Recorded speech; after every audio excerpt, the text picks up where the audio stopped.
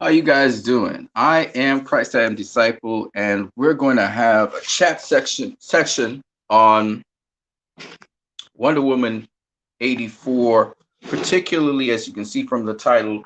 We're looking at Patty Jenkins' views on Wonder Woman, and also we're going to be looking at her what she's always consistently said about the character, how she feels about the character, and much more. Okay, so we're definitely going to be talking about Wonder Woman 84 uh, in the context of how Patty sees Wonder Woman when it comes to violence, and particularly how the character she thinks should be respected. We're also going to talk about the production of Wonder Woman, and we're going to talk about uh, how it brings up a lot of discussion because this is a good thing. Discussion's always a good thing when we're talking about superheroes and characters. And like I said, even though I thought the movie was was a bit cheesy, I have to say that I did enjoy the movie. Okay, and I thought that most of the creative choices that Patty Jenkins did have in that movie uh, was very interesting. Must be my hand. That's where I wanted to be right there. It's really interesting. Okay. Anyway, I think that the creative choices that Patty Jenkins actually had in this movie were based, again, like I said before, on the time period of Richard Donner's Superman.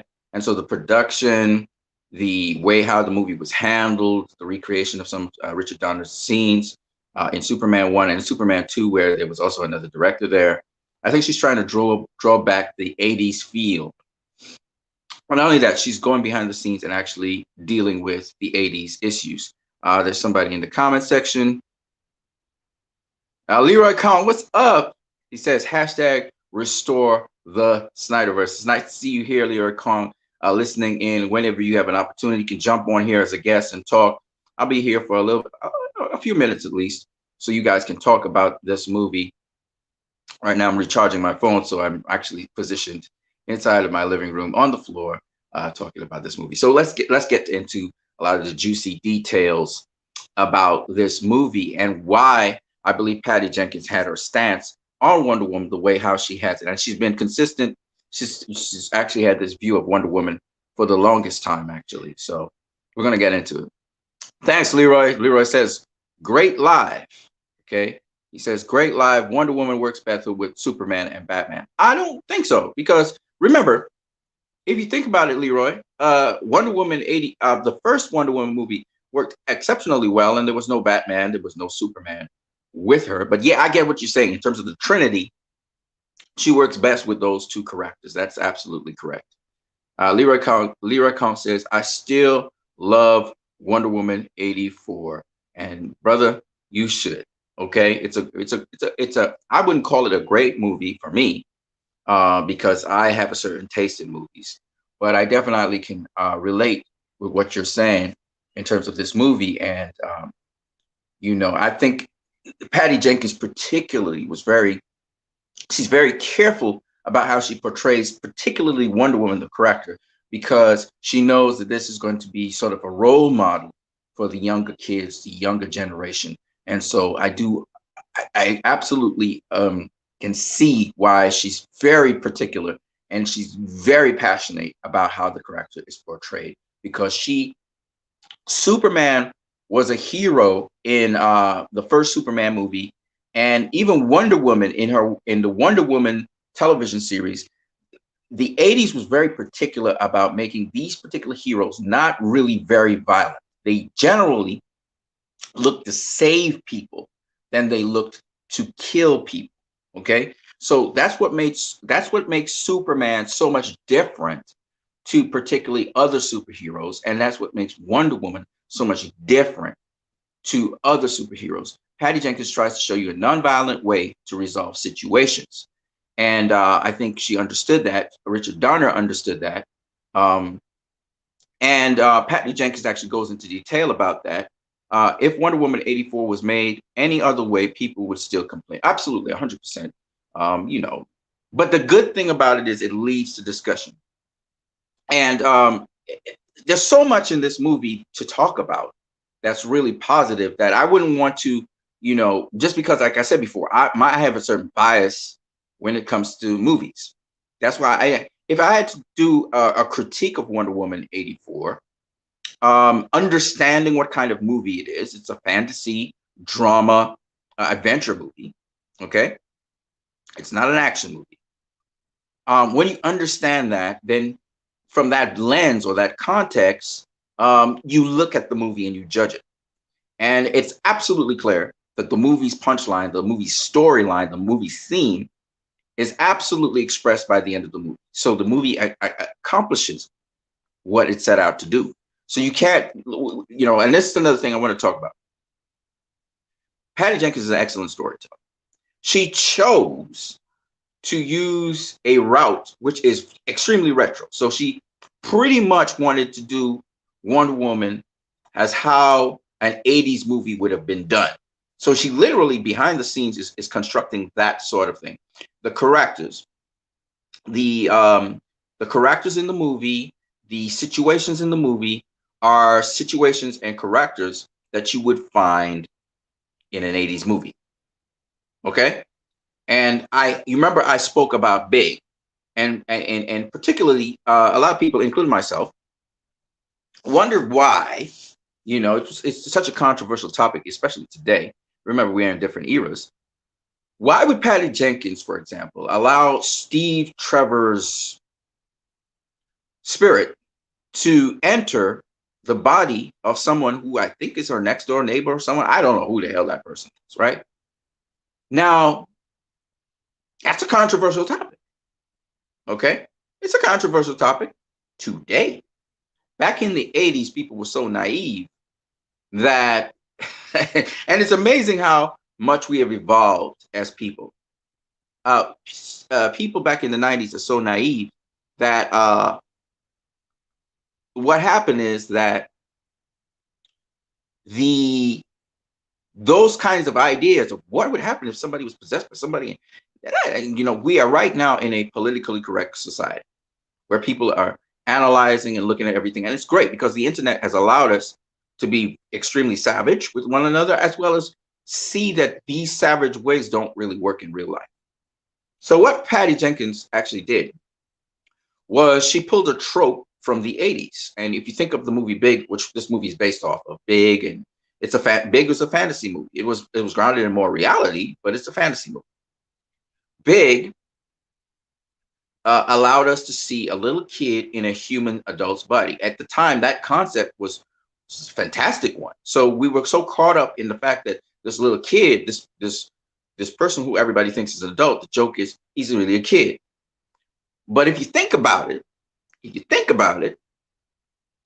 this kid had sex with a grown adult woman, and that's a no-no. That's statutory rape. Just because you have an adult's body doesn't mean, and when this kid becomes a kid back again, even though Big is also the same premise that Wonder Woman uses, is that's to say you have to go through the different processes to become that build character to become the individual that you need to become. Big took a shortcut, and Tom Hanks in the movie realizes being big is not all that great as he wished for, because the point behind Big was a wishing. So you can see that Wonder Woman 84 and Big, they tie into each other. Patty Jenkins using from the Big trope. Now, why that's important is because that's something that was a big thing in the 80s. People inhabiting other people's body. We think of the television series Quantum Leap, right? And that was in the 90s. Quantum Leap was a television series that also had a guy inhabiting other people's bodies. And that's terrible. It's a horrific thing, right? Because sometimes he's put that person in mortal danger. And that person dies, but he quantum leaps out of their body before they die. So that's not cool, okay? But because it was such a novel and new concept in the 90s, we didn't actually think about it too much. We were like laughing, oh, he just got away. Not thinking, oh, wait, what happened to the person he inhabited, right?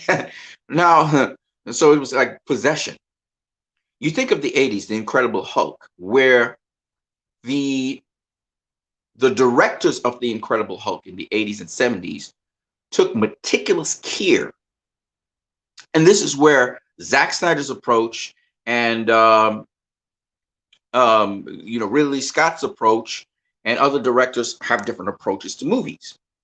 In this case, Zack Snyder always tries to show that there are consequences to actions, whether it was Man of Steel or Batman v Superman, and now Justice League will have the same. Well, when the writers of the Incredible Hulk did the television series, what gripped everyone was the consequences of the actions of David Banner hulking out, and some of them were negative. And they were very meticulous in ensuring that the difficulty, what made the Incredible Hulk such a great character and one that people are fascinated about today. Leroy Kong says, my phone needs to charge. Great live. Catch you later. No problem. Hashtag Wonder Woman 84. Was that consequence was so important. And the Incredible Hulk that we saw in I believe it was the 80s and the 70s was one which it was quite realistic. The only thing that was changed was the Incredible Hulk himself, David Banner, was in hyper-realism, kind of like what Zack Snyder does. And therefore, when he hulked out, it was very dangerous. And if we look at the things today that that movie did, still the music, the drama, the sense that something's wrong when he's hulking out, and it's not necessarily a good thing, and we don't know what innocent person could die as a result of his actions. That was a paradigm changer in television. Okay, now you don't get that kind of stuff today. Now these guys had a lot of creative freedom in what they were doing, and even then they argued with the then establishment about what they wanted to do and the direction they wanted to go. And Patty Jenkins also had those great battles as well with Warner Brothers, and she even starts to speak out more about that. So, for example, Patty Jenkins said, as a woman in Warner Brothers, she kind of had this template of what she had to do and what lines, what beats she had to punch in on. And she constantly had to debate and wrestle and war with the establishment to get the kind of movie she wanted in Wonder Woman. And she still didn't quite get what she wanted. They wanted her to proceed along the lines of what was already established there, even though she had a screenplay, she had an idea for what to do with the movie. Now, to be honest with you, it kind of worked out pretty well in the sense that, for me at least, because Wonder Woman, one of the greatest scenes in Wonder Woman is not a scene where she's attacking anyone. One of the greatest scenes in Wonder Woman is, of course, the No Man's Land scene. And that's just the topic, No Man's Land and everything. And Richard Grierson, he did an excellent job of the soundtrack of that as well, as just the gravity of the situation. So that's one of the greatest scenes in Wonder Woman. And it only would have happened if Wonder Woman had her shield, her sword, her whole, her whole gear. Now, let's get into the very important statement that Patty Jenkins recently made. And let's unpack it. First of all, we need to understand Patty Jenkins. So Patty Jenkins is not a proponent or somebody who believes that Wonder Woman is more of this Viking warrior that's just out there and she's ready for war and she's war thirsty. She's not that. Wonder Woman comes from a peaceful background. Wonder Woman is a peaceful, loving defender of mankind. She's chosen to commit herself and her life to protecting mankind. That's what she's all about. So she's a protector. So that's the first thing you need to understand. And Patty Jenkins hits that beat heavy on the head by saying, in her discussion recently with an interviewer, she was saying that she doesn't see Wonder Woman cutting off people's heads. Now, that is a slight jab at Zack Snyder, but it's not really. She's always maintained that position. She's always, if you look at even her fight with Ares, the final battle, whereas in the animated series of Wonder Woman, she sliced off Ares' head. right? Um, and that's in that animated movie, if you do remember, Wonder Woman was a lot more tough. She was a lot more harsh. Just the way how she would treat people and kick ass. She would beat up human beings. But you would see, even though in Wonder Woman 84, she did beat up some human beings as well. She just kicked. You remember the guy that was, stalking Dr. Minerva and trying to assault her? You saw Wonder Woman kick him, and he went flying, right? So it's not like Wonder Woman is not violent. Patty Jenkins is not against violence with Wonder Woman, but she doesn't see Wonder Woman as an angry savage. That she gets really mad and she would just want to kick ass. Wonder Woman's not that kind of person. She will kill as a last resort. She will she will try to resort to extreme violence, like decapitating someone or something like that, only as a last resort. And this is very important for people to understand, because Patty Jenkins, like Zack Snyder, has a lot of she has immense reverence for Wonder Woman, which is why she's really a great director to direct the movie, because she has immense reverence for the character.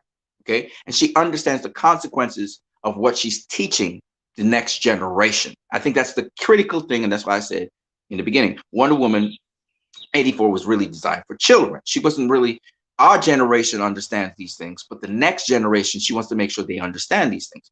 And the reason why even she went to the 80s now makes sense to me, because in the 80s, there was a lot of values. There was the Bill Cosby, there was the Waltons, there were these morally driven films.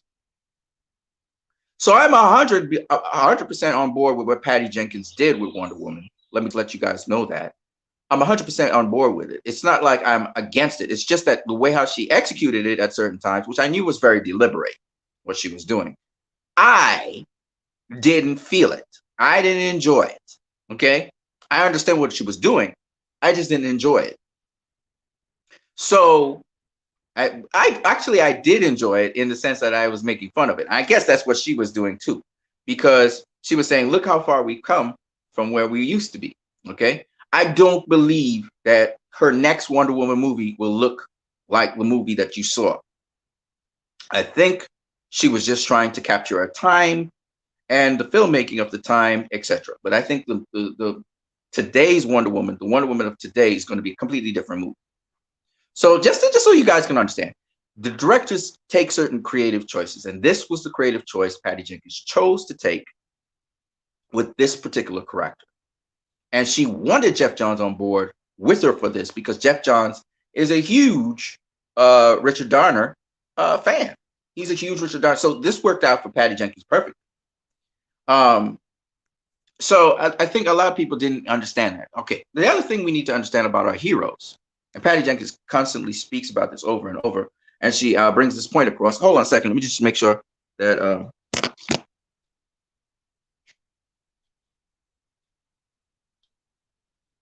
Yeah.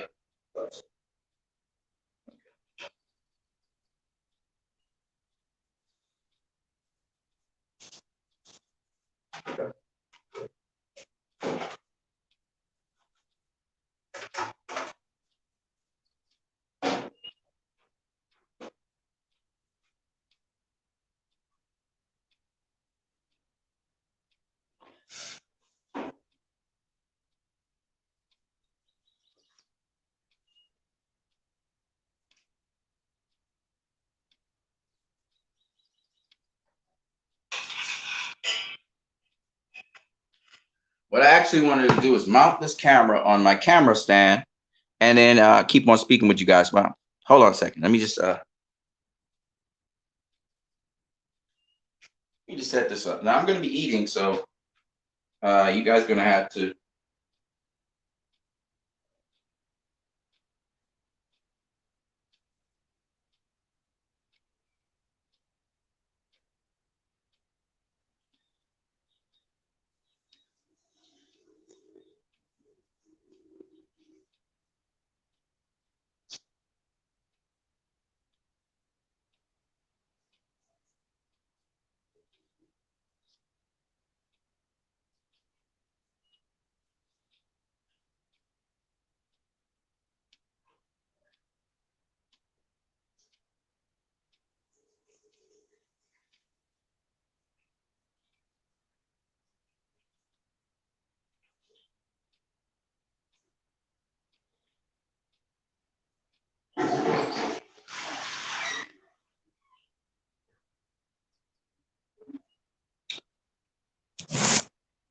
Okay, so my phone's charged enough.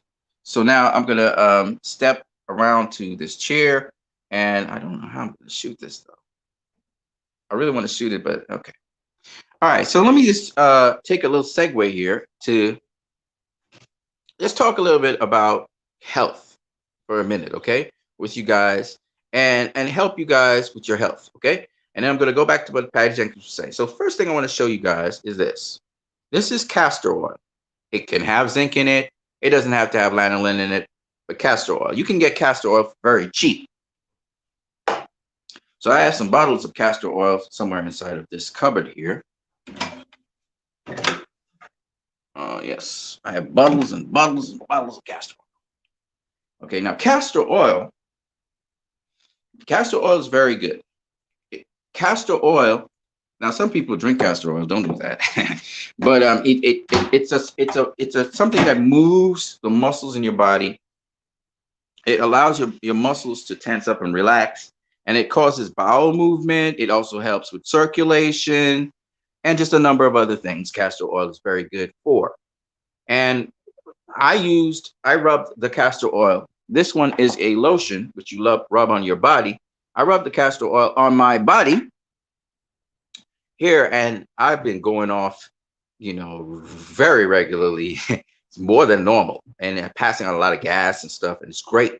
If you look at my face right now, it's a little bit puffy because, again, bad practices and bad habits. So I just wanted to talk a little bit about castor oil as I'm here, so that you guys can live a much more healthier life. Now, a lot of you guys know when you eat or whatever, you start to, you may fart, for lack of a better word. I was trying to find the word that you use, but I can't remember it. You may fart, okay, or defecate right after. The reason is because your body is wired in such a way that your abdominal cavity is under a certain kind of pressure. And under that pressure, like I'm farting right now, under that pressure, what happens is that once it exceeds a certain point, the pressure is placed in the rectum, and as a result, food comes out. So, or you may burp, or you may cough like I just did, because that's reflux. I just did that. So you may cough, and the stuff in your stomach, which if I point my stomach here, your stomach here, it goes up this way, or it goes on your other end of your body, and it goes down. Hi, Pikachays, what's up? Yes, it's an interesting topic to go to. Hey, if you want to join me, all you have to do is click on the link at the top of the comment section there on the page, and you can jump in and join me as well. Have you seen Wonder Woman 84? No, I don't think you have, because I don't think it's showing in cinemas where you are. And also, it probably right now also is something that you can't get on HBO Max. I think they say you might be able to get it on Google, though, on Google Play. So you can check out Google Play and see if you can get it there. Yeah, but let me just continue with this. Now, see, this is very important for people to understand, okay? A lot of diseases happen because food that you eat doesn't go all the way through your alimentary canal. The reason why you get like harmful bacteria and stuff that causes disease is because the food sometimes gets stuck in the alimentary canal. Some of it moves along, some of it doesn't. Some of you guys are very overweight because you have a lot of gases and a lot of not fully digested food, or sometimes fully digested food that sticks like plaques to the walls of the side of your alimentary canal. Just like how your teeth may have plaques in them where food sticks in there and it will lodge, and then that's why you get bacteria and stuff that festers. Similarly, in your alimentary canal, sometimes food gets stuck in the little folds of the alimentary canal, and of course, bacteria and other things go there and feed off the food, and it festers. Now, this happens all the time. So think of cavities. Cavities, what do? Cavities, the bacteria and stuff, they bore a hole through your tubes, and then they go into your bloodstream, right? This is how you get infections as well, through your alimentary canal. And the alimentary canal is not as tough as enamel or dentine. So it's easier for those bacteria to go into your blood, enter through your blood alimentary canal barriers, cut through them, and go into your blood. And they punch holes into your gut. So we would call it leaky gut. So all you have to do is look at different parts of your body, and you'll understand this, okay? Now, what enhances that is a number of things. One, foods that are very doughy or fatty that can stick. You think things like flour and stuff. Now that flour is not bad, and doughy things are not bad, but it's just that sometimes you need to reset your whole system so you can flush everything out. So what I'm talking about here, which is castor oil, which I think almost any one of you guys can get. Hold on, I have a guest that's coming in here. Any one of you guys can get castor oil. Castor oil helps you to get that flow in your gut. Now, don't go drinking castor oil, because castor oil will make you go off for days and you'll be bleeding blood and all kinds of stuff, because the muscles, it causes the muscles to contract like this and squeeze the stuff along. And there's food in there that can rub against the walls of your abdomen, you can rip it and stuff, right? Even though it's a very muscular thing, the intensity at which your body, does this can cause a great big balloon, and you're cutting the sides, just like if I were to take my hand and just start rubbing my hand very vigorously like this, I'll eventually cut into my hand, right? Okay, so let me just get in. I think this is Pikachu, or this may be Leroy Kong. It's Picashades. Shout out to Picashades, who's sitting in the guest area. I can see you right now, Picashades, waiting to come online. So let me bring in Picashades. So this is just one little help tip. There's so many to keep yourself healthy and to stay away from disease, but we will talk about that some other time. Invite the guest to. Oh, I just have to click on it. Right. Please mute your mic before you enter Picashades. And I guess I just click Picashades. Nope. Oops. Hold on a second. Oh, add to stream. There you go. And here is Picashades. Picashades, how you doing?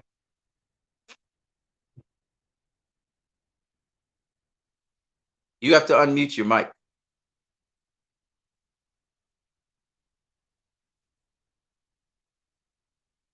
We can't hear you, Picashades. We still can't hear you.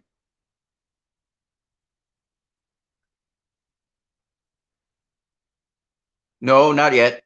I can see you. I can see your mouth saying, "Can you hear me now?" Hold on a second. Maybe. No. Oh yeah. Hold on a second. It might be me. Hold on a second.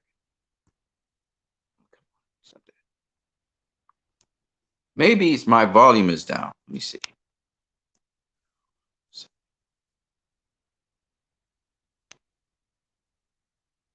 No. No, my volume's fine.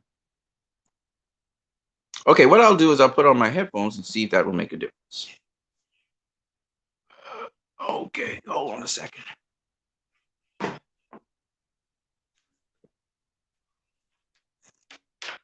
So I'm going to put on my headphones and see if I hear you. Maybe it's me. It's on my end. I'm not hearing anything.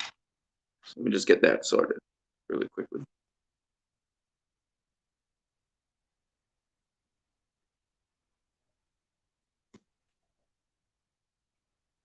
Okay.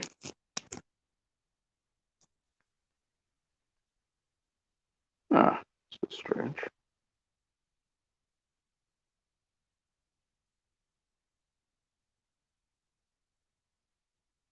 Not hearing anything from you. Is there anyone in the guest area?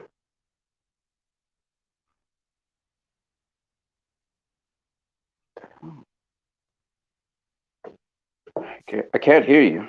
Entäs nyt? Oh, there we go. There we go. I hear you now. I hear you now. Finally. All right, great. All right, so go ahead. How are you doing, Picashades? Well, it's been it's that point where you're working home. That point. Right. So you have all your school and everything now. It's at home. Yeah, actually, the school ended a year ago. It's mostly been just work from home. Okay. How is that working out? Well, I have a work laptop with me right here. Nice. Connected with VPN to my work's network, and that helps me to work with the SAP and other passware stuff. Okay, so I'm happy for you that you're at least working. A lot of people are not working right now, and they're suffering. So it's good Mm, that at least you have the blessing of working, man. mm. Me, I've been doing pretty good too. I'm more of a businessman, so I don't really I conduct business, either outdoors or at work. There's some limited amount of movement we can have once you take the necessary precautions. So I've been doing okay. Yeah. So I heard you say that you thought it was interesting that I was talking about this product right here before I go back into Wonder Woman 84. Yeah, I meant yeah that, and then that point which you said right as I joined, about the part about the farting with you. Oh, the Yeah, that was right. the interesting point. That, like, what were the odds of the timing? well, well, yeah, but that's a natural thing that actually happens in your body. So, if you eat, you're gonna fart, right? And then you're gonna Mm, probably do your, defecate. So that's something that flatulate. That's the word I was looking for, yeah, flatulate. yeah, yeah, yeah, Um, yeah, yeah. so it's natural. Now, if you're not doing it, that's serious. Like if you are constipated for more than 3 days, oh Oh, man, you know how it yeah. is. Yes, I Okay, do. There 2 years ago there was this event, or I don't know if I should call it event, but something that an experience that I do not look back on fondly, or just think like, yeah, it's scary, man. I mean, I've been there with the constipation. I mean, for very long periods of time, and it really, you literally start to bring up the food that you're taking down. It's not good. So, having said that, I just wanted to talk to people about their general health. And one of the very important things, whether it's COVID or whatever you get, I have friends who've had COVID and so on, and they made it through pretty okay because they took the necessary precautions that I always suggest everyone use. And let me just again demonstrate it a little bit for you, Pikachu, as well as all the people out there. So one of the things you can use, which is very good and it's very cheap, it's relatively cheap, is this. I guess Pikachu, do you know about limes? Have you ever heard of a lime? lime, yeah, limetti, as it's R- said in Finnish. Limetti, Lide, limetti, lignete, limetti. limete. Hmm. Lovely. Yeah. Limete. And it's not lemon, this is a lime, right? And I Yeah. have some lime trees that I'm growing right now so that I don't have to buy limes. But Yeah. the key here is this is rich in vitamins and minerals. It's not just vitamin C, it has a lot of other trace minerals and vitamins in it. And when you use this, you guys who drink a lot, right? What do you use sometimes when when you have your alcohol and stuff, right? You take a lemon and you take some salt, right? And you put them together, right? You lick some salt and then you suck on a lemon. It's really great. Well, instead of using salt, why not use dum da dum baking soda? And you know what's so cool about using baking soda with a lime or lemon? It's really awesome. You lick some baking soda and you suck on a lemon. It actually tastes like fizzy. It's really fun. It's fizzy in your mouth. It's fizzing out. And the lemon doesn't taste as acidic. And this thing, man, makes it into a drink. It's almost like a refreshing drink. It's really cool. You should try it. So Mm. that take in the morning after you drink some water, and that boosts your immune system and it gives you some protection for the rest of the day. Of course, if you can get natural fruits, not the genetically enhanced ones, but if you can get natural fruits, if you got like an orchard or something around you, to get some things like apples or whatever, those also boost your immune system. And it's very important, which a lot of people are not emphasizing enough on, that to be able to deal with any virus, no matter how severe it is, you need to have a strong immune system. That's the key with these viruses, even though some of them are really vicious.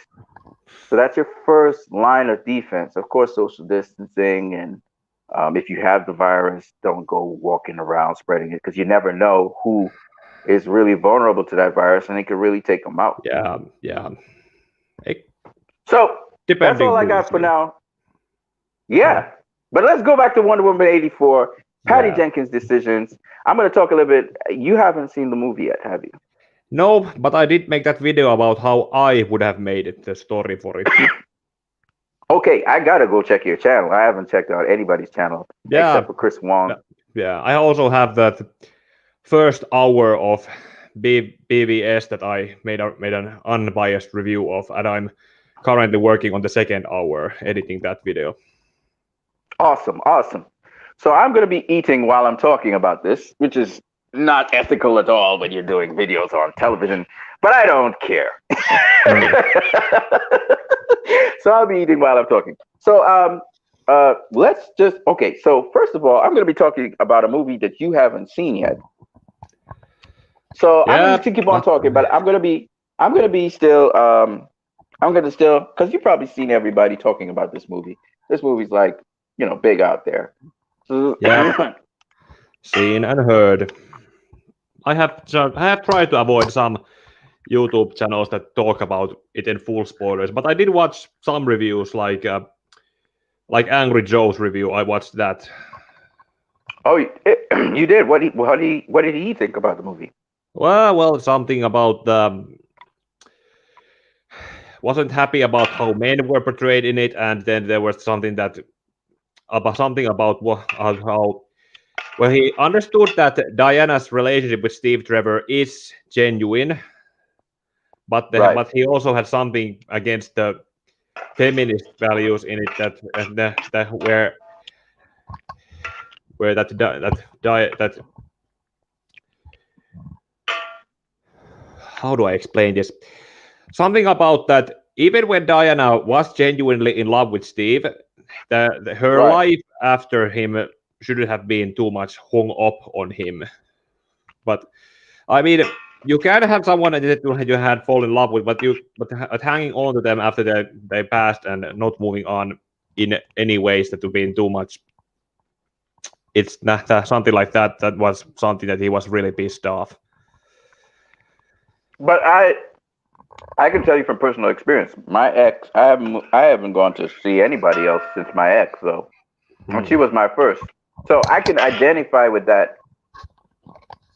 I know not everybody has that experience, but I can tell you it's a realistic thing. And that I when can when imagine you some things. I have still also been most of that what I have has been thinking back to why the hell did I do take my chances when I had them. well, for me it was bittersweet. So I there is that thought that passes your mind sometimes, but for the most part, I thought that I thought that I even though we sort of ended on a peaceful terms, sort of, not really, but still at the end of the day, I thought that that person did a lot of good for me in terms of growing as a person and an individual. Especially, Hmm. I was much older. So, Yeah. but yeah, back to that's interesting. That's his criticisms. Or anything else he had?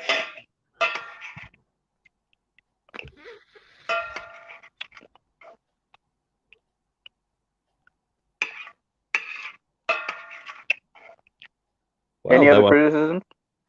there was that point that Cheetah apparently did not become Cheetah by being cut with an cursed Amazon blade. Mm, I get it. He wanted it to be comic booky. Yeah. Well, my thing is this, right?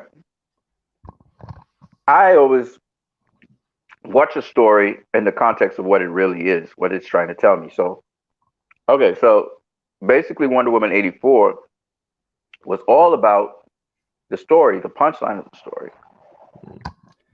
is about people not cheating their development, Mm. not cheating their character development.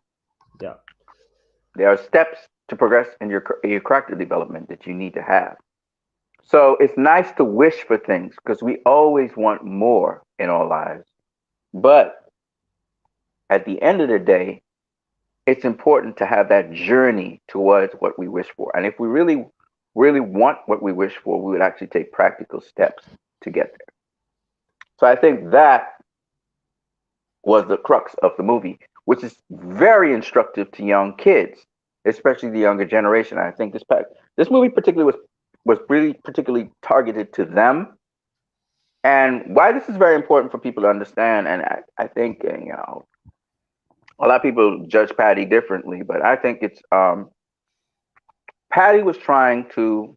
She wasn't very interested in being realistic, right? Mm.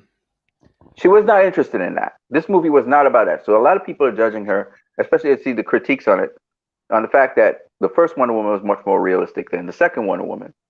But that was not the point which Patty Jenkins tried to hammer home. She Yeah. was interested in these children, grasping, and she was very clear on it. The movie is very clear on that.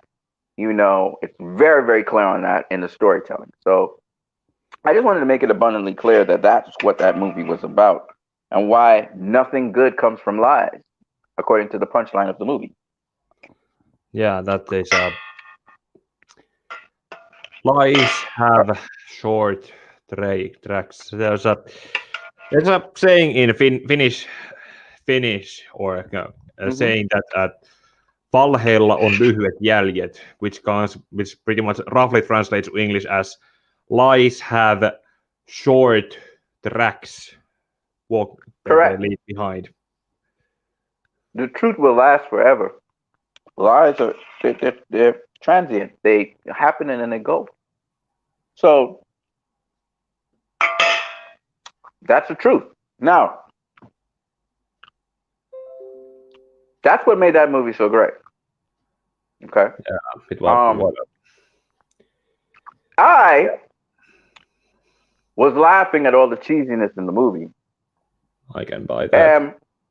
Patty was actually feeding off of that and showing how far we came as people.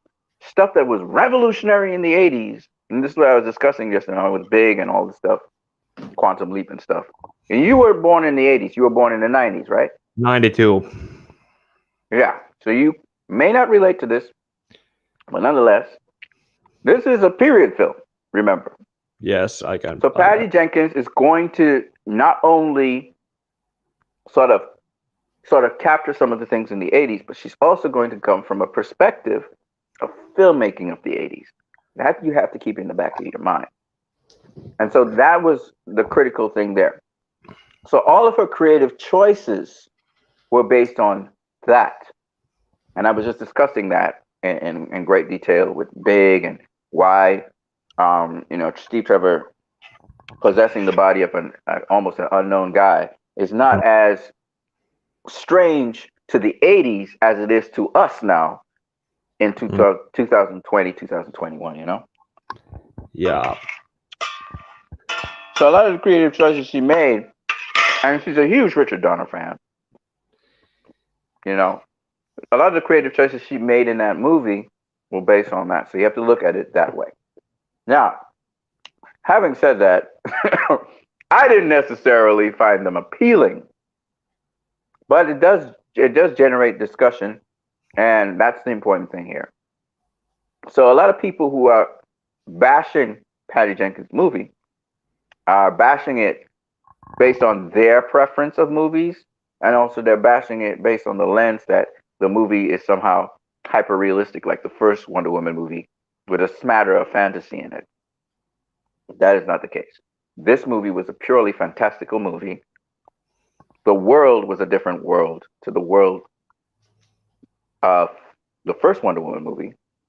The world in this Wonder Woman movie was much more fantastical. It was more the creation of Richard Donner. It's more like a Marvel film. It's more like a CW film. Okay? Yeah. It's a created world.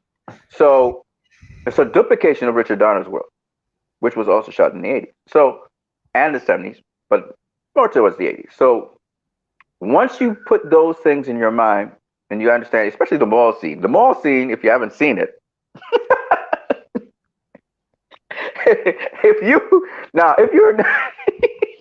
if you understand what's going on, you will be laughing nonstop. Okay, the kids, they're going to be into the mall scene, but you as an adult, You're gonna be cracking up. Okay, it's Yeah, I hilarious. It's can imagine. hilarious. um, but Patty knows this. Patty knows some people are going to be really like cracking up, and some people are going to be like, what the hell is that? Especially when you come from the Thymosphera scene. Thymosphera scene is beautiful. And then you go into the mall scene, you're like, what the hell? What kind of movie am I watching? Which is kind of like Zack Snyder's like the flip of that. Zack Snyder is a director who's the opposite of Patty in respect to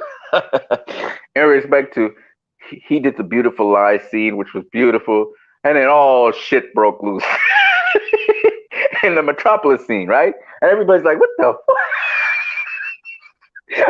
Right? Why does that go? So Patty's like doing that. She's giving you the shock factor. And that sets the tone for the entire movie. This movie's not following physics.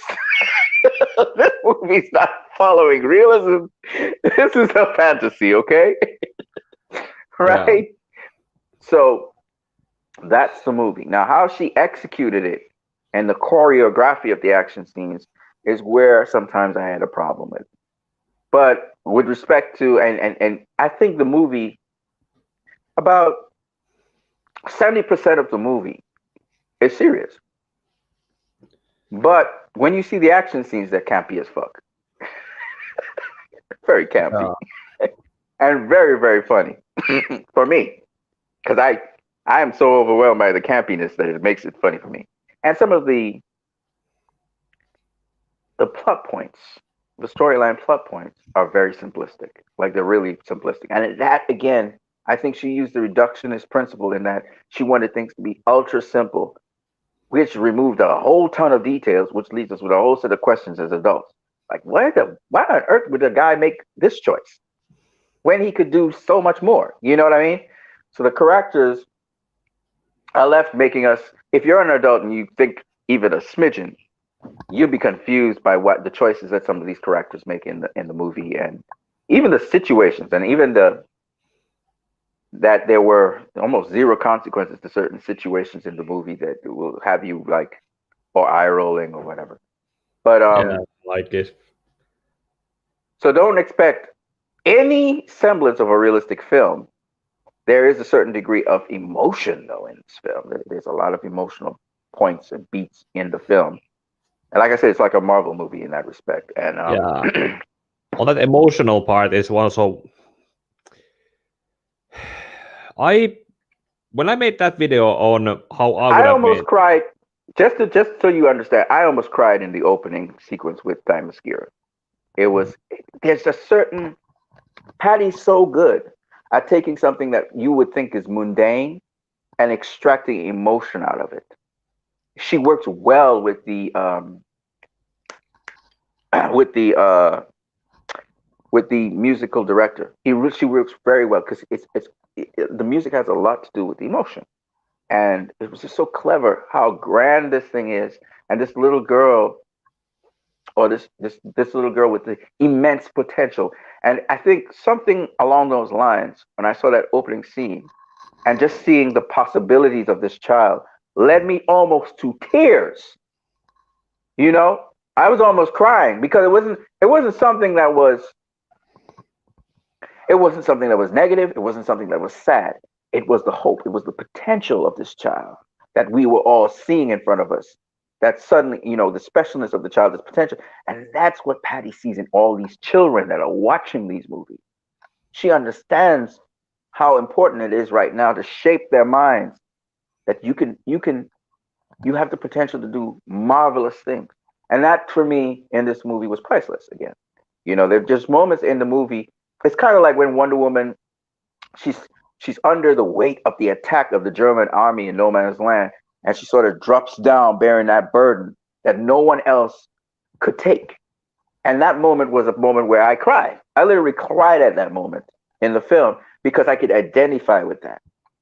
Being misunderstood, being a visionary, being somebody who's going to do something that everybody else doesn't believe, and you're succumbing to the weight of it But even then, you stand your ground. It's powerful to see that moment in Wonder Woman 84. That particular moment, and then the way how the musician carefully and craftily literally set the music down. The way how he kind of said, "Okay, it's time to rest now. You need to take a break because it's overwhelming." That moment was just so powerful. She did not duplicate that in Wonder Woman 84. Maybe some people feel so, but she didn't do that.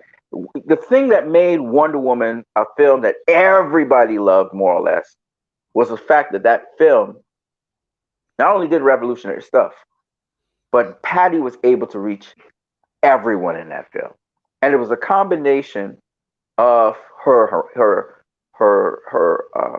little scuffles with the studio that produced that kind of film. And Wonder Woman 84 was Patty's unbridled um, thoughts on how Wonder Woman should be. And so it brings some controversy to it. It doesn't get the universal appeal that, say, for example, the first Wonder Woman film was able to have on the audience, but there's going to be a lot of people who like this film. I think this film's going to do well, even though it has a 62% drop in the box office. I think that it's still going to do well, and it's already been green. The third film has already been greenlit because of just how many people went to HBO Max to subscribe to HBO Max just to see the film. Yes. So it's already made a big splash on the internet. I think Warner Brothers is going in the correct direction of streaming. There's nothing like being in a theater though, watching a movie. But I would say that streaming services are becoming more and more important today. So I think they're doing a good thing. I just hope they open up HBO Max to the world so we could stream it and we can watch all the movies we want to see. And the thing about HBO Max that I love is the quality of their movies. It's such a high quality. Ridley Scott's Raised by Wolves it's just a fantastic series. I love it. That's the kind of movies I like, and high caliber stuff, and that's what I look forward to seeing. I mean, I'm very glad that Zack Snyder's Justice League is coming around the corner, and I'm already hyped for it. I can't wait to see it. Yeah. Hold on. So, talking about Patty Jenkins, now, so she made some recent statements concerning what people think is a jab thrown at Zack Snyder, but I think Patty and Zack agree on this one thing. Wonder Woman is not this warrior princess like Xena. Xena was very aggressive. She was a very, Yeah, that's cool. That kind of one thing that I don't remember when I remember watching some of things from Xena when it was coming out on the television sometime in the mid 20s or something. But the main theory that most things people in comparing to Wonder Woman is that there's this thing, something that was pointed out in the New 52's Justice League run, which was written by Jeff Johns, I know. But there was that line where Diana told Bruce and Clark that she doesn't have a rogues gallery because she deals with her enemies. And by dealing, it was implied at first that it would have been something violent, but most people's opinion and point of view on this is that Wonder Woman does usually these things like that. She reaches her hand in friendship to most enemies at first, or something like that, knowing that she can get hurt in doing that. But also then while she's getting hurt, but that is a risk she is willing to do. That is what makes her the character that she is. And that sacrifice and willingness to give her enemies a chance, that is how they should do it. But the violence thing that comes after it. After the first attempt has gone awry, then that is gone. Also, something somewhat comparable to the Superman situation. Also, this is something I'm gonna talk about in my next video when it comes out. But when Superman approaches, in my video, I said that Superman in the DCEU movies was portrayed more as a rescue worker than as a vigilante like Batman. But when it came to the Correct. situations like in Nairobi or others with hostile elements, what the first thing that Superman does is ask for them is ask the people to stand down. If they don't stand down and they start shooting at him or doing something else, take the gun off, take the gun, destroy the gun, and and remove the element of violence that's happening and try again. Correct. So, very important point you made. I just want to elaborate on. Um, Wonder Woman generally, even you look, it's very consistent with almost even the first Wonder Woman movie to some degree. Wonder Woman is an emotional being. Okay, she will kill, but if you look with Ares, she tried her best to talk with Ares first before she fought him. Yeah. She allowed, I forgot what the name of the professor who was making the chemicals weapons. She allowed her to get Doctor who? Dr. Poison. Dr. Poison, right? Dr. Yeah, that Poison. was the comic book name. She allowed her to live. Yeah, she allowed her to live, right? She escaped. Yeah, Now she killed. mostly because in that situation where she let her live was she was down on the ground, she was defenseless, she was not going to attack or do anything against Diana at that situation, so she might as well have been left to go. But Diana could have at least have apprehended her with the lasso of truth. She didn't do that, right? Yeah, but her hands The were other full. thing is, yeah, true. But also, she killed the Ludendorff, the German Landendorf, right? She killed him, and she was seeking yeah, to kill him. yeah, because But the reason at the time she was under the assumption that Ludendorff that he was was Ares. Yeah, she thought he was the embodiment of Ares. He was just thought that that Ludendorff was just a man who was at that state of at sotahullu, war crazed as he was, then there could have been a chance to lasso him and calm him down and see him and see the truth and not the truth that Ludendorff thought he was living with. They could have But been that sad. remember, Wonder Woman is an emotional being as well, and that's what was captured in that. Remember, Ludendorff had just killed that settlement of people which Wonder Woman had saved. I know. So it wasn't just. I know. So she was acting out of impulse and emotion first before she even. So she was like, "I need to eliminate this guy immediately," and she was not going to be talked down at all. She had made up her mind. Yeah, that's. Yeah, that I can buy. That I can buy. But that was also still when she assumed that Ludendorff was Ares. And there's also this something that I have noticed in some shows and movies and other things where there's where there is someone who has killed a lot of people, like a serial killer or other kind of thing, and when they're apprehended, and that final confrontation with whatever movie's protagonist and that killer, it always ends with the killer dying. Right. And most of the time, the killer just dies while thinking about who they're fighting at the moment. And right. that's one thing that I have noticed in like you like the Scream movies. In there was the Ghostface killer who killed a lot of people because fame, wanted to be famous, or had a revenge on one person and killed some other people because of that. That's something that actually has reminded me of from the Batman Dark Victory comic, where there was that other killer who killed a lot of police officers and right. who had worked with Harvey Dent before he became Two-Face, because the killer wanted to erase Harvey Dent and so that only Two-Face would be remembered. And when Batman confronted this killer, then the killer said something that it was at the a moment when the killer was in the process of trying to kill Two-Face, and Batman told the killer that I'm not here for you. I'm here for the men and women that you murdered. It's that's something that you can yeah.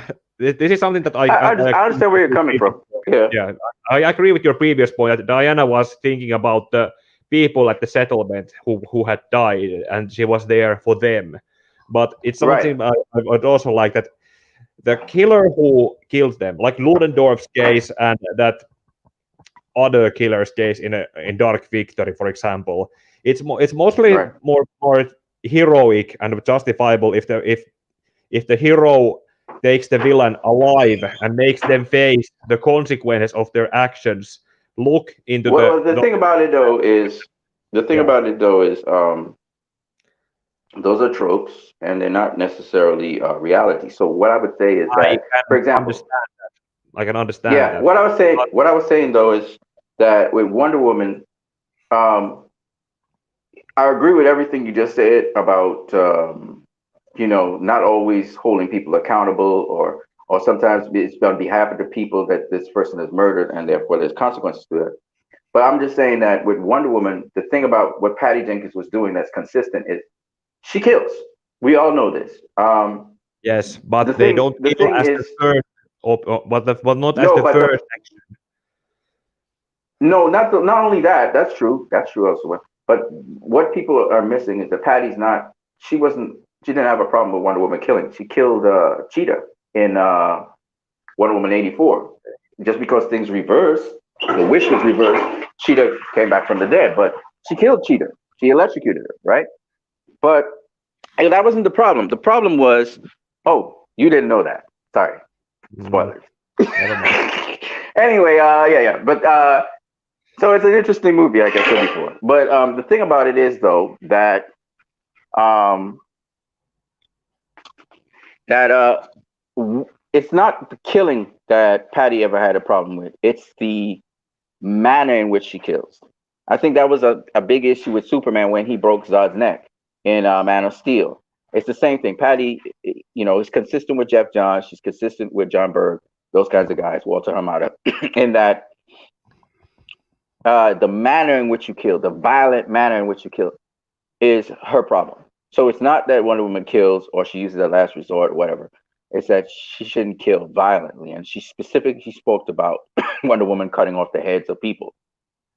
So when, for example, her fight with Ares, she returned Ares' power onto him and he exploded, right? But if you look at almost every single DCEU movie since Batman v Superman, you look at Wonder Woman, the while the main villain dies, it doesn't die in a graphic way. It jars people. When you look at the movie that came after Suicide Squad, was it? Right? Wonder Woman Suicide came Squad. after what? Suicide Squad, the main villain dies when a bullet explodes the villain, right? Still becomes somewhat violent, but not graphic. Not graphic violence. Okay, well, When you look at Justice League that came after, Wonder Woman was supposed to cut off Steppenwolf's head, right? In that movie. They changed it to her mashing up his axe. You could see the concerted effort by the studio as well as people who were under Jeff Johns not to have graphic violence, beheadings and that kind of stuff. And then you see in Aquaman, Aquaman doesn't pardon his brother, but he doesn't kill him. You look at Shazam, the Seven Deadly Sins, they were the thing, but the doctor, the guy who was the villain, he wasn't killed, right? Some of them are some there are and then when something. you look at Wonder Woman 84, the major villains, they're not killed either in that movie. I can tell you that. Well, they don't stay dead. Okay, let's put it that way. I don't want to spoil it for you. So at the end of the day, you see this trend, which you can see that the studio itself is taking an effort now to follow Patty's line because they like what Patty's saying. And here's the thing that's very important, because Zack Snyder's Justice League, I'm telling you right now, there's going to be some graphic stuff in there, right? We all know this. Um, but what you have to understand is Zack's not necessarily a proponent of violence either, but he uses the violence to show how despicable it can be, and also he uses the violence as a last resort in his movies. If you look at his Yeah, movies, guys are not willy nilly killing people like in a Marvel movie, for yeah, example. yeah. As a So last the resort, point I being, agree. the point being that Patty and Zack see somewhat eye to eye with how Wonder Woman should be, and Patty's heavily invested in Wonder Woman because she loves the character so much, and she takes it under her wing so much that she's willing to make as strong a statement as possible. So when she said that Wonder Woman was using her sword and shield in Wonder Woman 84, everybody went up in arms with that. But when you think about it, Wonder Woman only uses weapons when she's dealing with a meta a meta-human threat or a godlike threat. She's not going to need to use those weapons against normal human beings because she's so much stronger, she's so much faster, she's so, she doesn't need those things. Yeah, So yeah, that's the true. Wonder Woman 84 doesn't implement the sword and shield for that reason. It doesn't. Why would she need a sword and a shield? What's she going up? She's not going up against any godlike character in that movie. I don't want to say any more about that, but Yeah, that's not any godlike character in that movie until much later on in the movie where you see godlike characters come up. But the point is, she doesn't go up against godlike characters for most of the movie. yeah, All right. And that's important for people to understand. And man, see, now you're here. I can't spoil the movie like I want to because I really want to talk about a particular god in the movie that is instrumental in now this kind of spoils everything.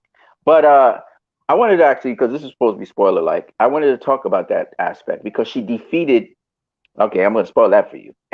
She's ultimately, this is expected though. She defeated that god in the movie. All right, there was a god in the movie.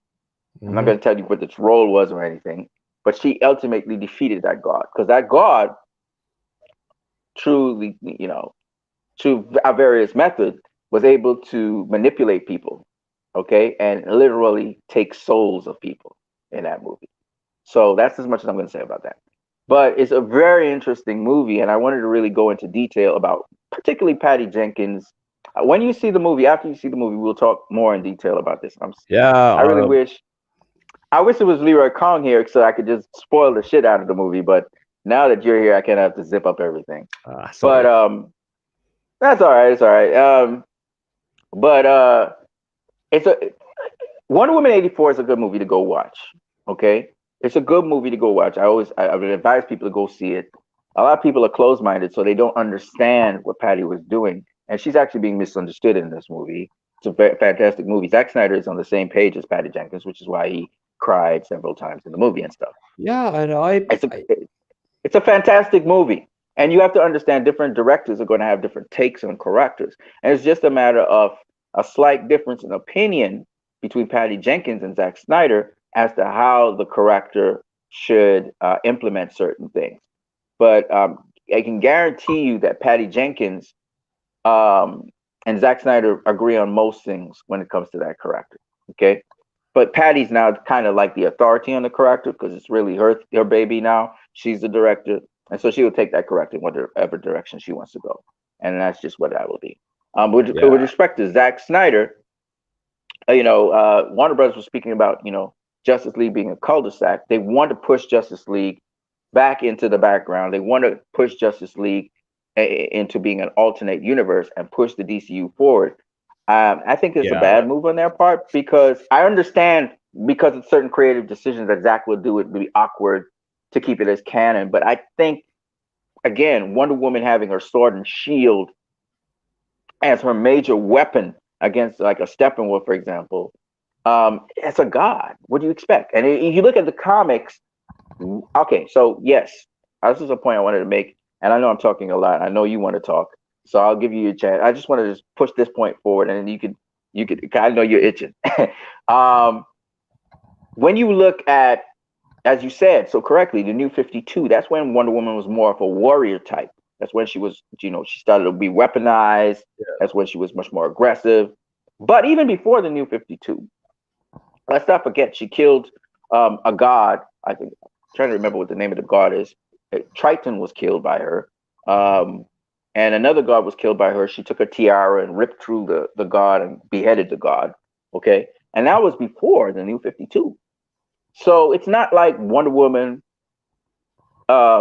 hadn't savagely killed someone before the New 52 came on the scene.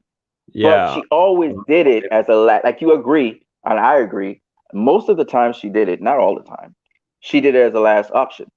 Okay. Yeah, And what people keep forgetting is because Wonder Woman is such an emotional character, because she got a lot of emotions.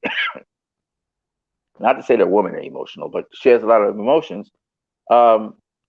At times, she has done things in the comics which she regretted afterwards. She killed Diana, the goddess, one of the goddesses of the Amazon, throwing it into a statue. The statue falls down on her, and she regrets it because even though Diana misused her powers, Wonder Woman herself, she got into a fit of anger or into a fit of passion, and that's what resulted in that. So there is, in the comics at least, that element of Wonder Woman where she's sometimes so passionate about things that she may snap and kill somebody. Okay. And she's done it in the New 52 runs. She's done it a number of times, but she's also killed not Darkseid, Doomsday. She killed Doomsday, and she's killed a lot of things before. Okay. Yeah, Like you said, I've killed a lot of gods before. She's done this before, things from other worlds. yeah. So, but she, like almost all the superheroes there, she's probably prone not to kill first as a first option. But she's badass. She's like the baddest. She's the baddest of them all. She can fight better than all of them. Yes. You were saying you were going to say so many different things. So you go ahead. What Let me was I? let you do your What was I planning to say? What was I at that point about that? Blah, blah, blah, blah. New 52. About that also, probably. But you know the OMAC project storyline where she was forced to kill Maxwell Lord. Correct. You know that. You know the circumstances behind it. Yes, Superman. Yeah. Yeah, because Lord was Even a psychic villain and was controlling Superman, and literally said while bound to the lasso that the only way to stop him from controlling Superman was to kill Lord. To kill him. That's what he said. Yeah. So again, that was a last option. It's not like she, like even. Oh, you'll see when you watch the movie. You'll see she fits.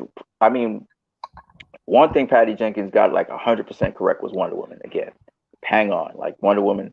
Again, she's not into just killing someone because that seems to be the only option at the time. She's going to look for an alternative solution. She's not a killer like that. And so that's what a lot of people didn't understand. And a lot of people critiqued Patty Jenkins for saying she put out a sword and shield. But it makes sense. I mean, why would you need a sword and shield? They're on standby. They're there. Yeah, but she doesn't need to. She doesn't need to carry them. Understandable. When she went into war, then it was understandable for her to carry them. But when she was living among humans, she didn't need them. It was basically like, as it said in some SCP video, like taking out a housefly with a bazooka.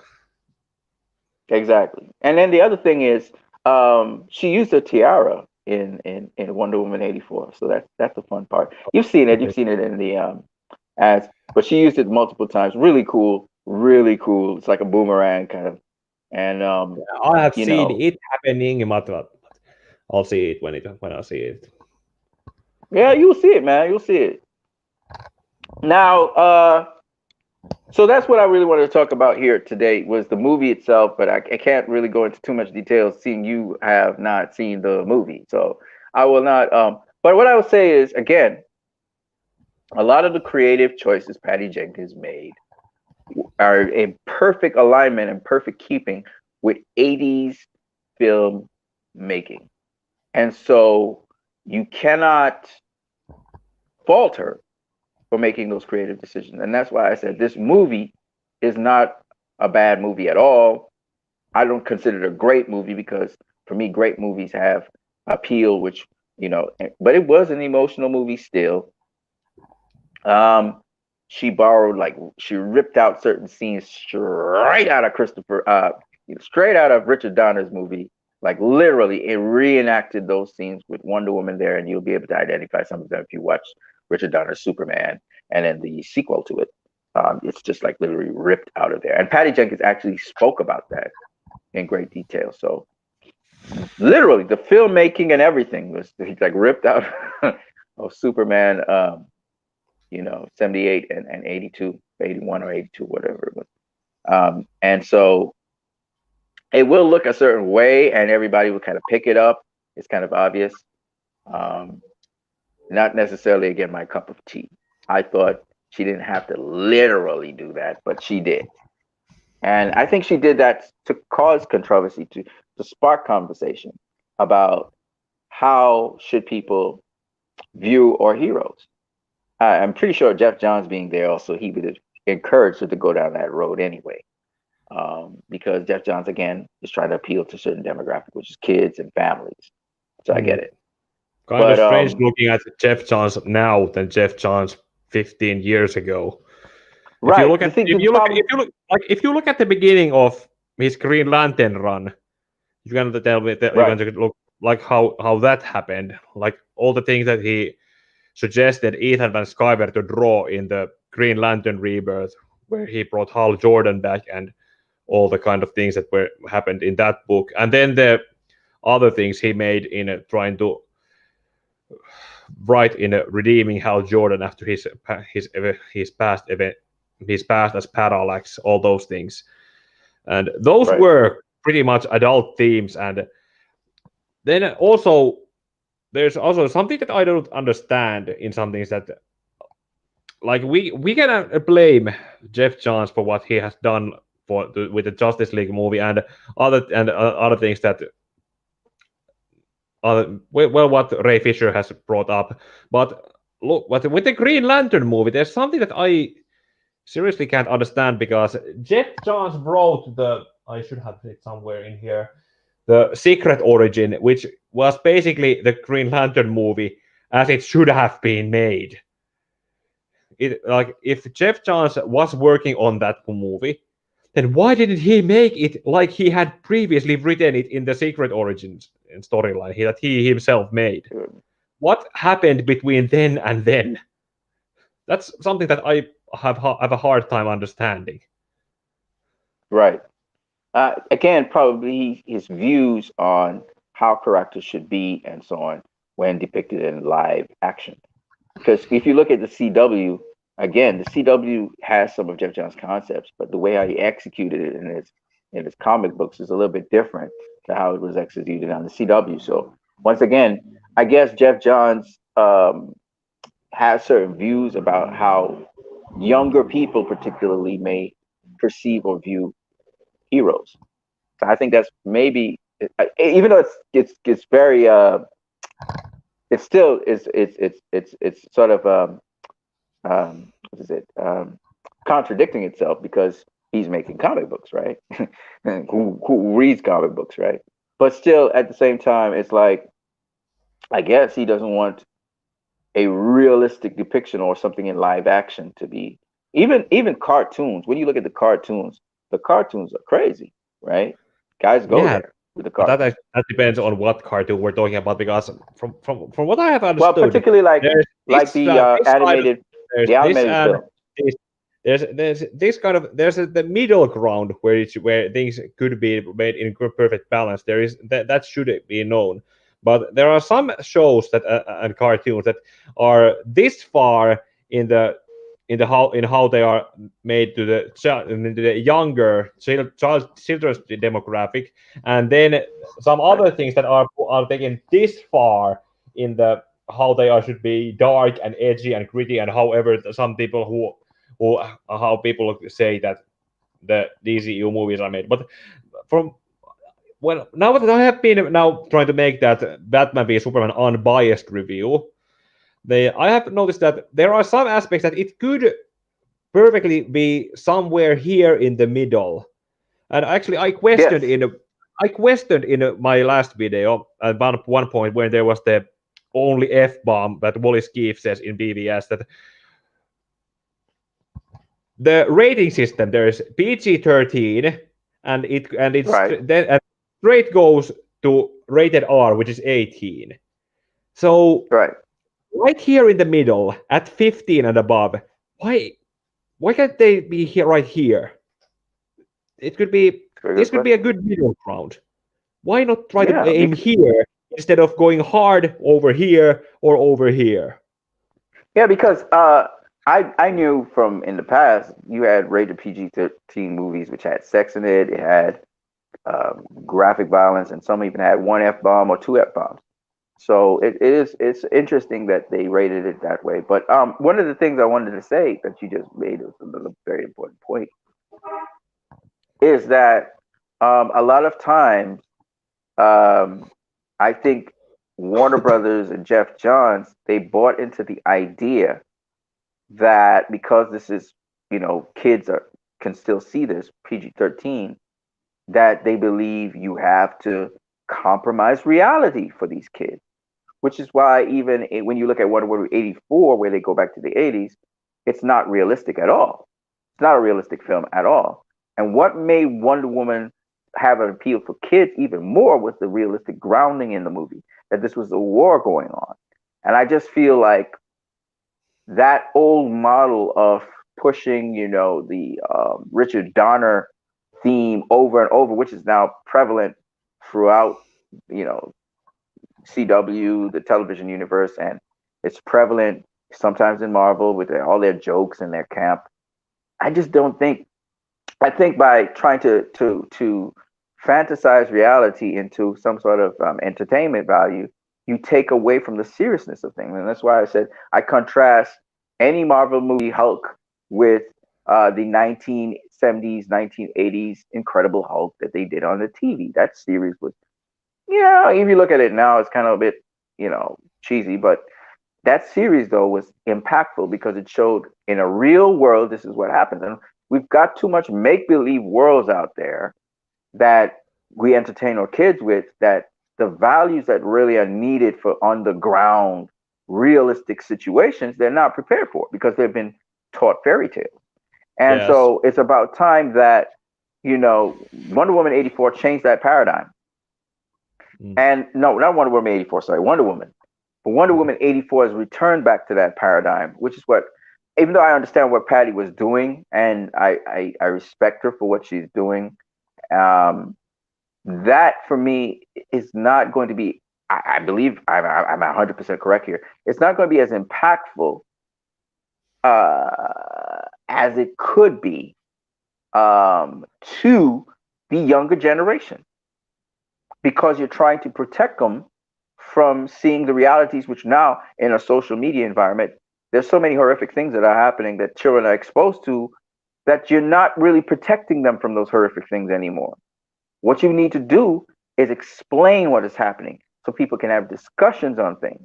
And that's where I think Patty, in taking her creative decision forward, I thought that she could have allowed for the movie to have certain impactful moments, which since you didn't see the movie, I can't speak about, instead of camping it down and making it funny. You see what I'm saying? Yes, You know, I can imagine. I know I know you can't really see what I'm saying because you haven't seen the movie. But when you see the movie, you're going to see certain points in the movie where it was supposed to be a kind of a hee hee ha ha moment. It was kind of taken as a light moment where it probably the thing that happened was so terrible. It's a horrific thing that happened in the movie, right? A number of horrific things that happened in the movie, and they're just kind of shrugged off as a kind of like a campy moment, and that's it. Or it's played up a little bit, but then next, on to the next horrific thing. And I'm just saying that in and of itself, you would not find in the Zack Snyder movie. Not to say that they're two different directors, and you can approach things differently. So this is just my personal taste here. This is not my critique of the movie. My critique of the movie is a very good movie. It served its purpose, what it was out to do. I can't give it less than an 8 out of 10 score for that. I understood what the movie was doing, so it gets an 8 out of 10 for me. Some people have it scored 7 and 6. I don't see that. I see it as an 8 out of 10 movie, but it's not my cup of tea. And so, speaking biasly from my cup of tea, I think all things have consequences, and I just truly believe that when something is severely happening, you shouldn't try to dampen it with jokes. I think you should allow the severity of the situation to have the full impact on people. That's just my personal opinion on it. Of course, kids are not going to really care about that. So that's where Patty went with the movie, and of course, she streamlined what she wanted to do, what was her focus, and I think it was well focused out. I just think that certain executions of things was just atrocious in my opinion. But then again, coming from the context and lens of someone recreating that 80s movie, making an 80s movie experience, I guess she gets away with it because she's actually doing a retro film. So in every single way, shape, or form, she's justified in every single decision-making process she's done. I just don't personally like it per se. Some of the things she does in there, but that's me. And I guess that's why you said if you were to make Wonder Woman 84, this is what you would have done as a film. Yeah. There probably are, since I haven't seen it, there might be some things I might have to do one after I have seen it as a comparison version of it. But I would not. To it. I wouldn't. This is the one thing I don't do. I wouldn't dare try to tell a director what they should do with a film. That's one thing I don't do. I might say, okay, if I was to make Wonder Woman, like you said, if I were to make Wonder Woman 84, this is what I would have done, even though you haven't seen the film yet. But me, story-related things that about how I would have made Cheetah the only woman in it, and how Cheetah would have been portrayed as, and then there was my version of how Steve Trevor would have been brought back. Okay, that's great. And how that would have also led some things that could have happened in the upcoming, like in Wonder Woman 3, or an interesting scene that would happen in the Justice League movie that could have been added into the part 2 or 3, because if that had been done, you should, after you're done with the stream, go watch that video and leave some thoughts about it, what you agree and what you disagree. Right, but that's what you do. You make stories, so that's what you do. But my thing is this. I will go and watch it.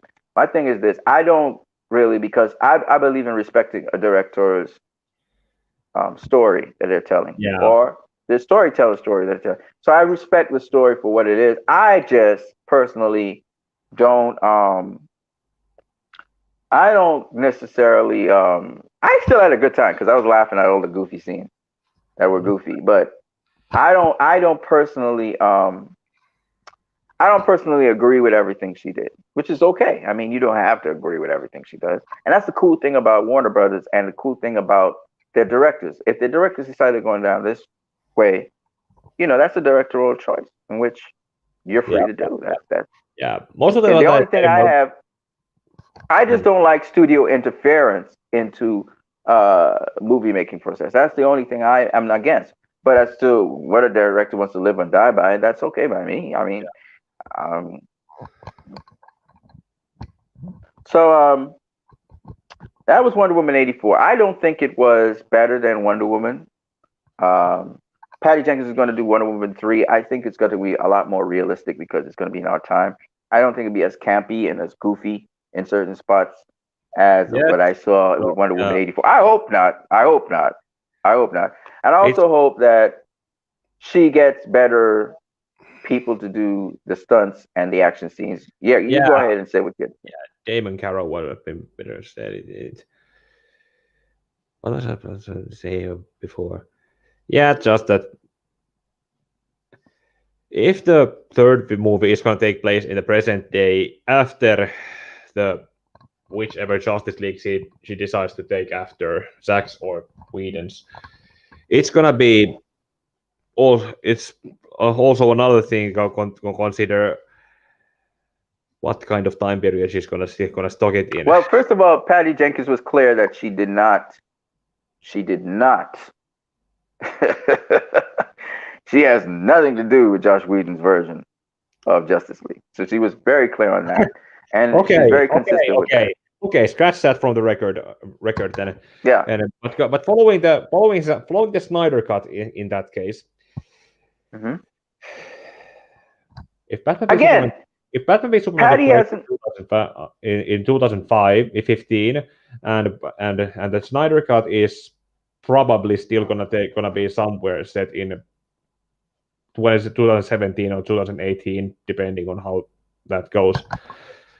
Right. Then, well, think about it this way: Patty Jenkins, that Wonder Woman movie is going to come out somewhere in 2024, 2025. So it's going to be a good distance away from the Snyder cut to start with. And then the second thing is, remember, you don't have to keep canon on a character.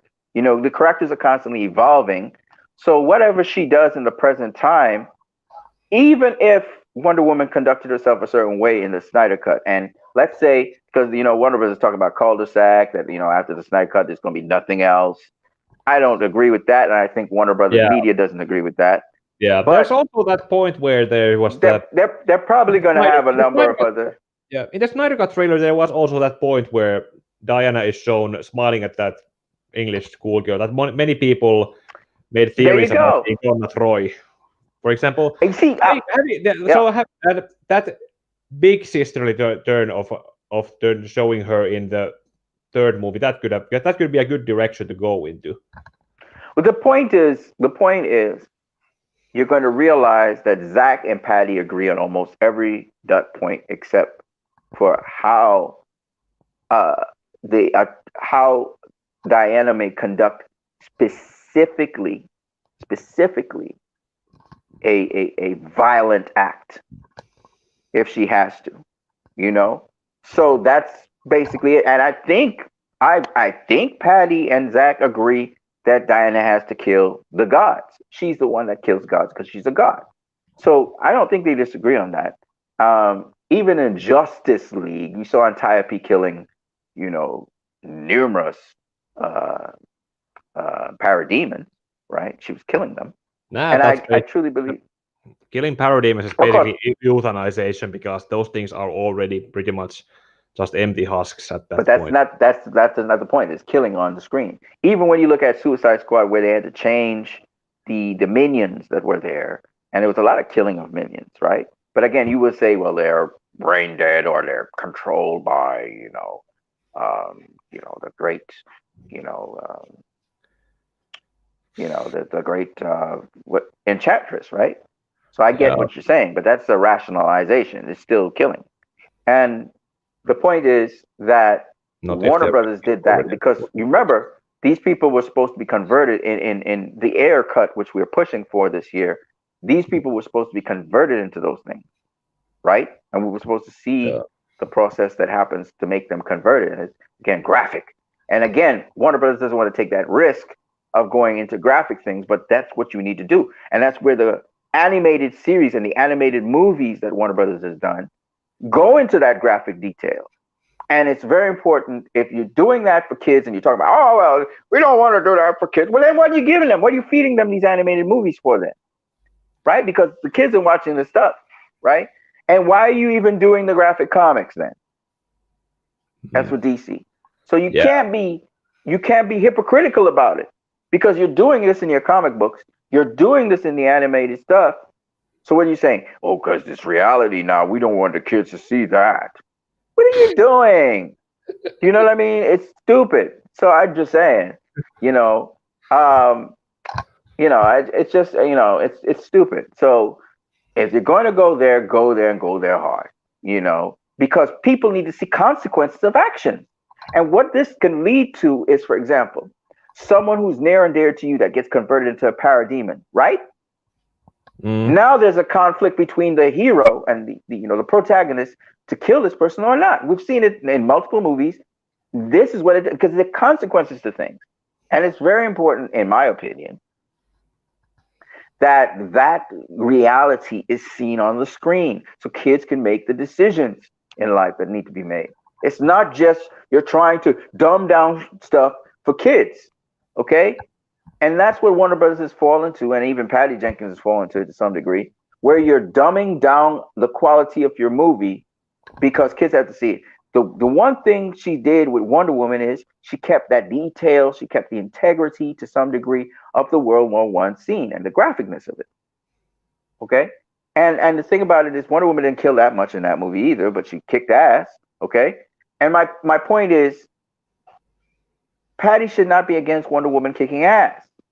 Yes, okay, Richard Donner didn't do it a lot. But that doesn't mean that Wonder Woman doesn't kick ass. Okay, she came from an island of warriors, for crying out loud. Okay, look at the tournament. Even okay, you haven't seen that. See, I'm gonna have to spoil a lot of things if I have to go into stuff. But even in her own movie, they're kicking ass. You know what I'm saying? You understand what I'm saying? They're kicking ass in her movie. So that's what they do. They're warriors. They bring peace to the world, but they kick ass too. And that's the thing that I just, but anyway, so my point is that, yes, I get that Wonder Woman is not about violence, and a Wonder Woman movie is not necessarily about, but even if you watch the Wonder Woman TV series with, what's her name? I forgot what her name is. Carter. Yes, Linda Carter, right? The very first Wonder Woman television series, which was on ABC, I think it was, the 1944 one. She kicked ass. That's the first thing we saw in that thing. And it was like, whoa, Wonder Woman be kicking ass. That was the first thing she did. So that's what Wonder Woman, she's a protector.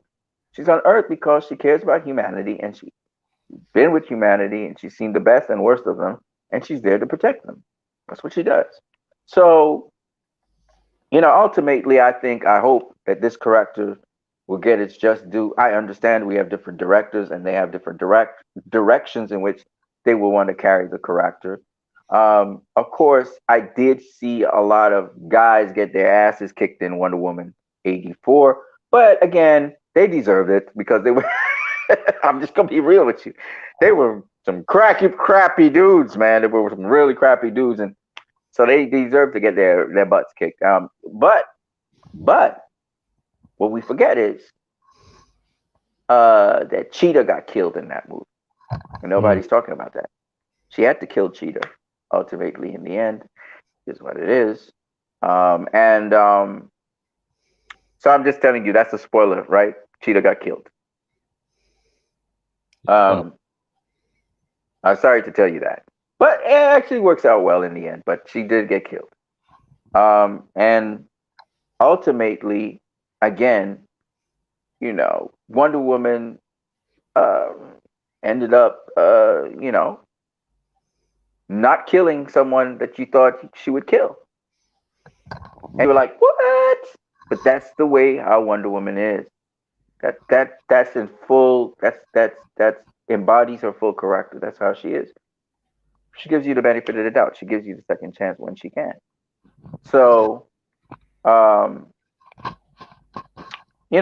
more I talk and unpack the movie, it's a lot. It's pretty loaded, but I can't do much more because you're here, Pick a Shades. If you weren't here, I would spoil the crap out of this movie.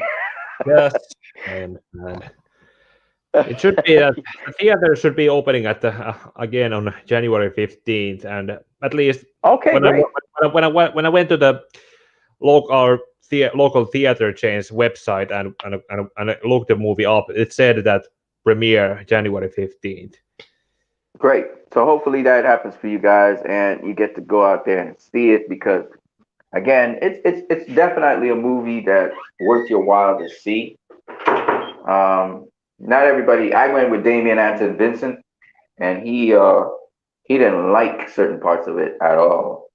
But me personally, I was cracking up in the cinema while nobody else was cracking up in the cinema. Some people weren't even laughing, and for me, it was hilarious. So I was just laughing at certain things that I found funny instead of being maybe as heroic as it was supposed to be. But it is what it is. I mean, in these kinds of movies, I think that different people have different opinions about them, and some things will vibe with some people, and some things won't. It's a good movie, though. It's a good movie, especially the fact that it contained a great moral story, in my opinion. Um, is what I thought was Yeah, good about it.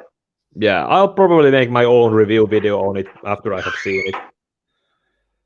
But it was very cheesy. I'll just let you know that. Yeah. Pretty cheesy. There's cheese everywhere. But that's how 80s movies were. They were pretty cheesy themselves. So just get past the cheese and you should be good. Mm. Yeah, I need to check out your videos on your channel. I have other things I want to talk to you guys about. One of them is, I forgot to talk a lot about this. Cobra Kai. Cobra Kai seasons 1, 2, and 3 were really fantastic. I haven't started really. watching it now today while I was between some work-related things. I have a lot. Sometimes I have some bills that I need to check out and check out, activate and send forward. And sometimes when there isn't any, I'll do whatever. But now that when I'm home, I watched Netflix here, and I watched some of the Cobra Kai now. Yeah, I kind of dig Cobra Kai, man. It's pretty violent. Yeah. I noticed now that it's kind of interesting in showing the both perspectives of the. Yeah, I love it, man. I love it. I'm trying to catch back up to speed with it. Yeah. Johnny and so it's really great, and it's developing really nicely. And so I just wanted to tell people, if you haven't checked out Cobra Kai, also another thing that's really big right now on Disney, I think it is Disney Plus, probably it's on, is The Mandalorian. Yeah, I Ooh, saw Mandalorian. Yeah, I was like that ah, ending that ending where that's what I was Luke coming at. Skywalker. And like, yeah, that which I was like, dude, is that seriously? Yeah, And before I realized that it was a deep fake, I was just, did they cast that other guy, that look-alike character in his place, or is that? is that Hmm. Luke? Yeah, I was like, yeah.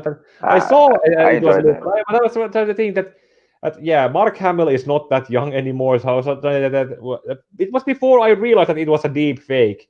But I tried Yeah, to see that is it a look-alike actor playing Luke, yeah, but yeah, it was deep faked. But I yeah. but It's great stuff, man. yeah, but it was also pretty much it said that Hamill did dub over it, and that is actually something incredible because most voice over works that Mark Hamill has done that I have watched, like outside of his Joker voice work, almost all of them sound like he is voicing the Joker, and even in the Last Jedi, he sounded like a really well held in and a serious version. It was using a very serious version of his Joker voice, and that other thing. But he managed to sound like he did when he was playing the role for the third First time, time. first time or Yeah, third time in the Return of the Jedi, when he right. looked as he was made to look by the stand-in The actor younger, with the deepfake. younger Yeah, Luke. yeah, yeah. Yeah, He sounded like his young self. He didn't sound like his I think current older self. they That was probably digitally altered yeah, his voice yeah, to make that happen. probably. Yeah, But he mostly also had to make some kind of effort to sound younger than he was. yeah. So um, it's really great, The Mandalorian, and then there's there's a lot of good series out there, not just on Netflix, but all around. So I'm interested in also seeing what happens with Krypton if Krypton ever comes back. I would like to see Yeah. what happens with that. Yeah. So Yeah. there's a number of different stuff out there that I kind of get intrigued by. Of course, I want to see Zack Snyder's. Is it Dawn of the Dead or something like that? Whatever, Army Army of of the the Dead. Dead. I heard he's Yeah, gonna have but an animated when is that coming? version Yeah, of this when is one. that coming? When is that coming? By the way, I think it's been 2 years when people have been talking about it coming out. But It should be coming out this year. yeah, but has the Snyder Cut being kind of overshadowing it? Yes, of course. Duh. Yeah. But also interestingly, I'm hearing, because I was listening to Chris Wrong this morning, that we might have a Joker series on HBO with Jared Leto and Zack Snyder, and they probably planning something. So that's Yeah, exciting as well. So that's going to I was, take some serious visioning to do because from my point of view on how it would be a mini series, but at best, yeah, from my of course, perspective, it would be best done as a mini series of a few episodes. And yes, if it were to be done like CW shows as a 20 episode season coming year by year and year and year, it eventually would become stale and basically a corporate product that eventually runs out of right. ideas, and it's basically now Well, just a well, with for but itself. when you look at raised with wolves, that's not corporate, and that was fantastic. And of Yeah, course, a lot of actually, people would love to see the next part of the series. So, I mean, I'm just saying that HBO Max generally gives you quality products, and I don't uh, know, man. I would love to see my what. wolves is Uh, HBO Nordic. It's in the yeah, local HBO that I have. It's right here actually. I'll put it on my watch list. yeah. So I'm just saying. There's a lot to look forward to. I don't know if Ben Affleck's Batman will come out, but Marginello says there's going to be a future with him. So I'm looking forward to all that stuff. Especially on HBO Max. I think that's where the market will be for me and for my viewership. Not so much with Warner Brothers and what they want to put out in movies. Not really hot up on the Suicide Squad that's coming out. Not really hot up on a next Wonder Woman movie. Like Patty Jenkins is going to have to do a lot to get me to be on the ball with the next Wonder Woman movie, the way how this Wonder Woman 84 was. So I'm not really hot up on that either. But I get what Patty Jenkins is doing. I'm not disrespecting her in any way. She's an excellent Travis Fimmel director. is in. Say what? Travis Fimmel is in the Raised by Wolves. The guy who played Yeah, Ragnar Lothbrok in Vikings. yeah. I mean, Okay, it's on Raised my by watch. Wolves. Yeah, it's on my watch list now. I'll start watching it at some Oh, it's point. great. It's great. It's great. I mean, it covers so much stuff. It's fantastic. And it's sci-fi. So I just wanted to leave that with you guys. There's other things I would like to watch and I'm entertained by that I think right now is good stuff out there. And again, it depends. Different stories appeal to different people, and how a story is told also may appeal to different people. I wanted to say though, shout out to Patty Jenkins on doing a movie she wanted to do with Wonder Woman 84, and I do wish her the best in terms of the amount of stuff that's on her plate for the next couple of years. She's got like almost 3 projects, a television series. She's got the Star Yeah, Wars, yeah, Stormtrooper thing Cleopatra, that's going on. the Cleopatra movie. Cleopatra, right? And then she has a Wonder Woman 84 on her plate, so she's got a lot of work. Good for her. And I look forward to just seeing her be very successful. This is long overdue for her, and she made some incredible movies, and I hope she continues to do so. I mean, I know she has a passion and a love for Wonder Woman, and like I said before, I don't think that her take on Wonder Woman for Wonder Woman 3 will necessarily clash that much with Zack Snyder's Justice League Wonder Woman. I think that Gal Gadot, I think she can do both if she needed to. She can do what Zach has been doing. She can do what Patty Jenkins do. But I think Patty is somebody who she's not really clashing with Zach as much as people think. It's not like Zach clashes with Richard Donner, for example, with his Superman. His Superman just is much more of a realistic take on what Richard Yeah. Donner was doing when he introduced the character. That's all it is. By the So, way, I made that comparative review of Superman I'm going to watch it. I'm going to watch it. Man of Steel and yeah. Watch that. I point out how the other was made from how in between there was John Burns' The Man of Steel miniseries, which flipped the Clark Kent Superman dynamic. That's the one thing I wanted. One important thing I wanted to make when I made the video about how back then it was that Superman was the main person and Clark Kent was the disguise, and now Clark Kent is the main person and Superman is his secondary secondary activity. Correct. In fact, not even Clark Kent. It's really Kal-El. Yeah, it's his name, but like it is, he was born as Kal-El. He was raised as Clark Kent, and Superman is a name that we gave him. So if he's raised as Clark Kent, then Clark Kent is basically who he feels like he is. Right. So he's more human than he is his alien self. But he cannot deny. He cannot deny his heritage. You know what his alien self. He's not even an alien. That's the thing. For him, because he's not really human, but he's Kryptonian. That's what his heritage is Krypton. His heritage is not Earth. He has a Kryptonian heritage, but he feels but the main thing that he was raised as is to be a human. Raised and socialized. But he does acknowledge the alien heritage as well, and absolutely. Is super by that.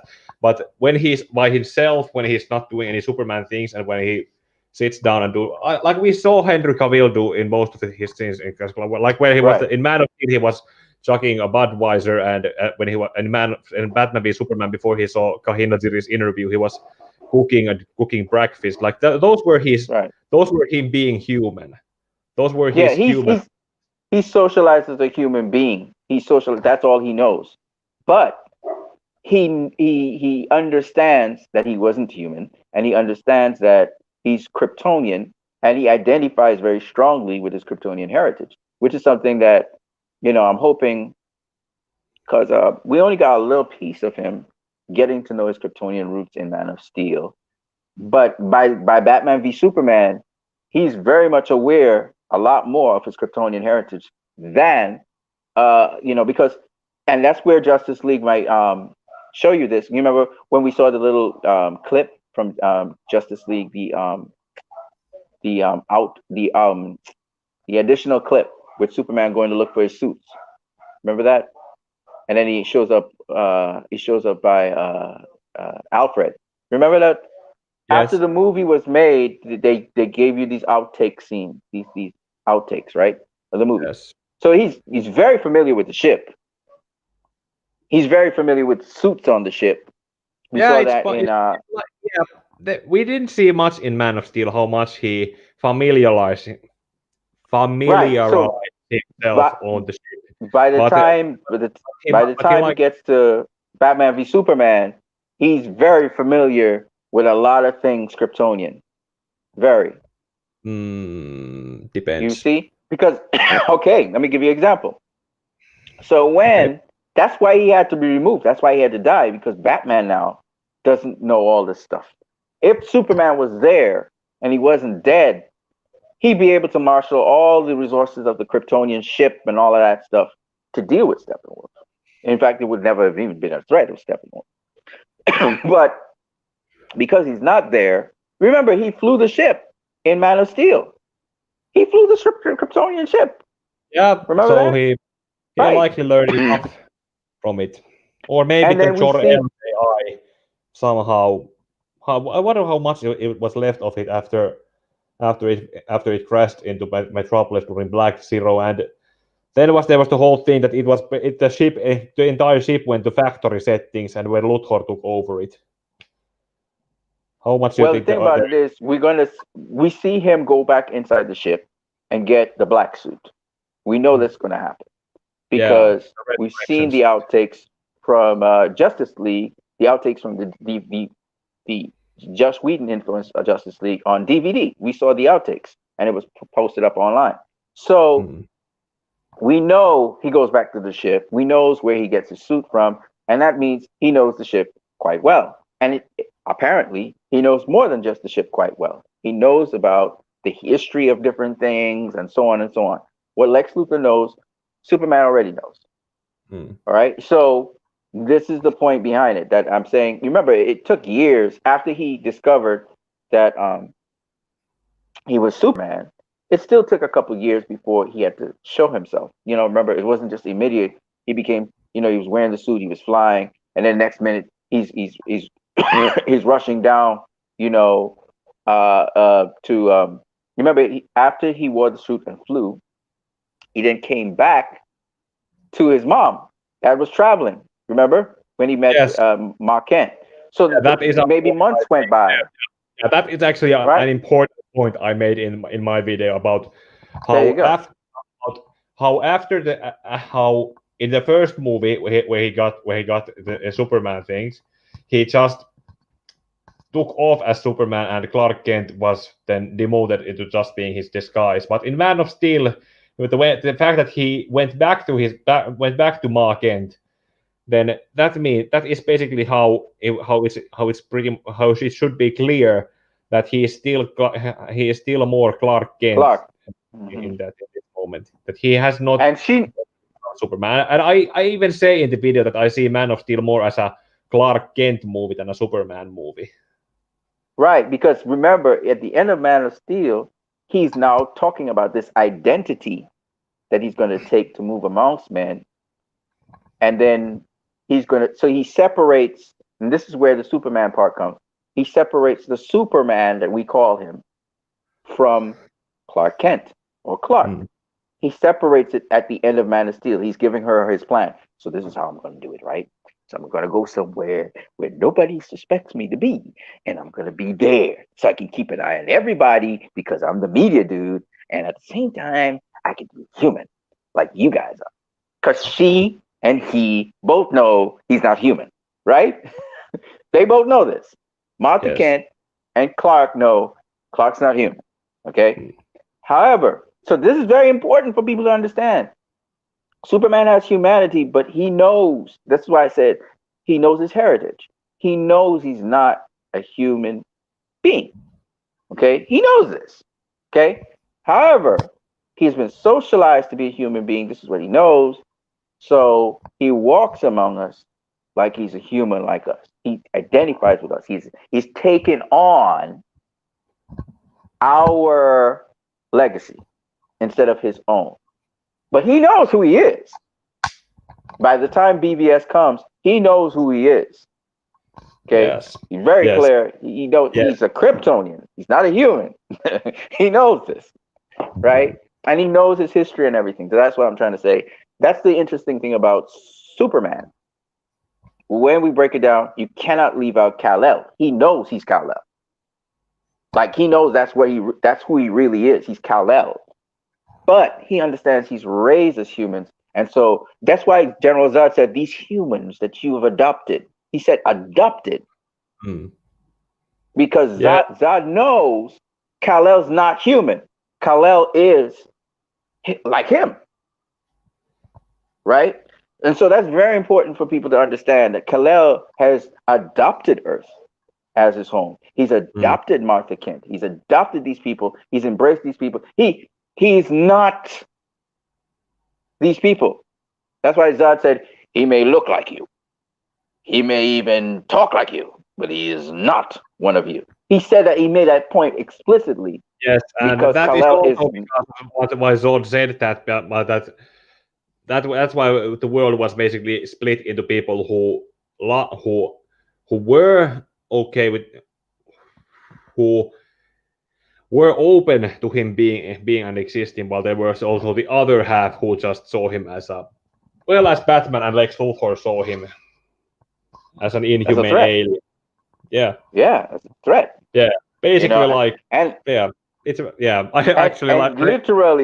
literally, they said exactly what you said. They thought of him as an alien, and literally, he was an alien.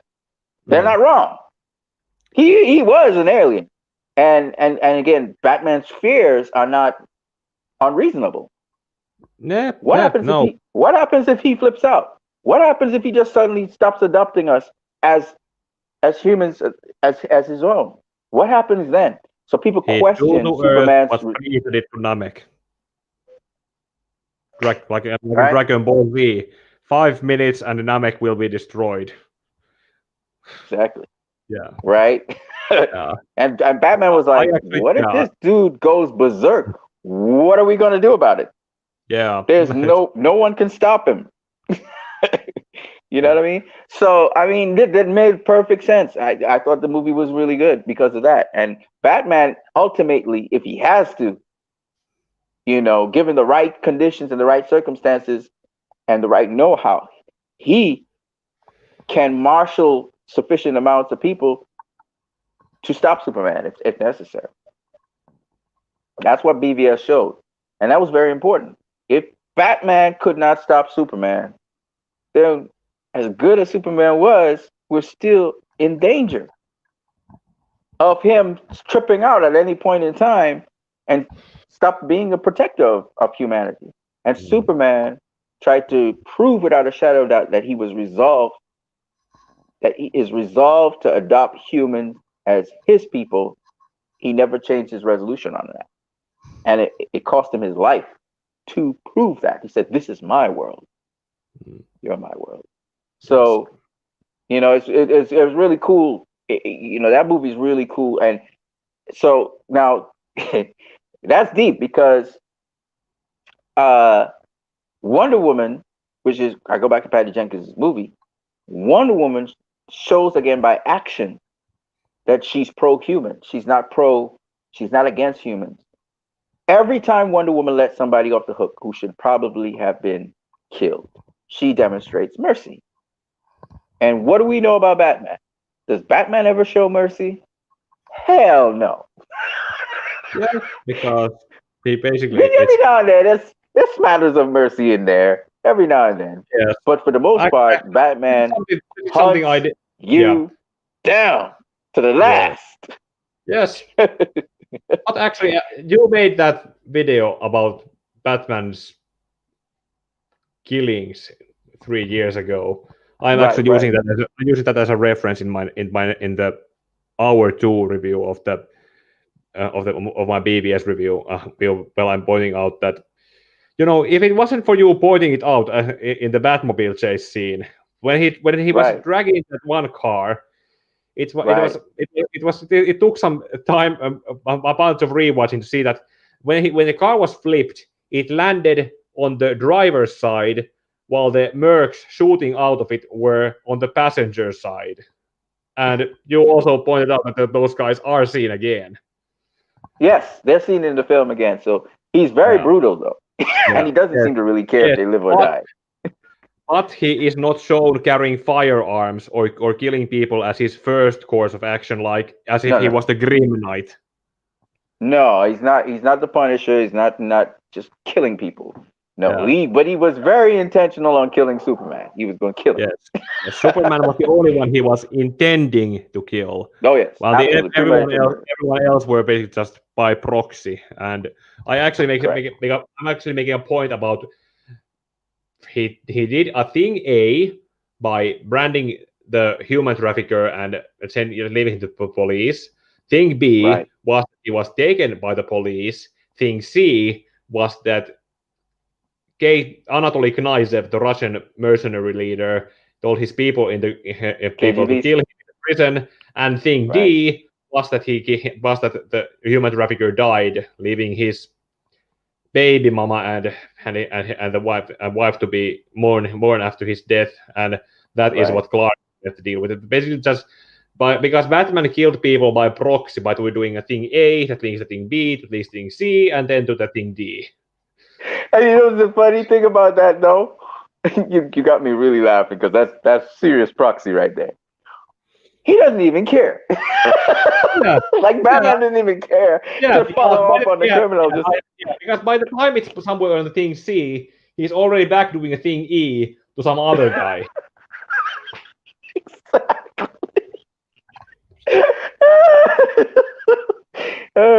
They said he was angry and he's hunting and he wasn't playing around. Batman just wasn't playing around.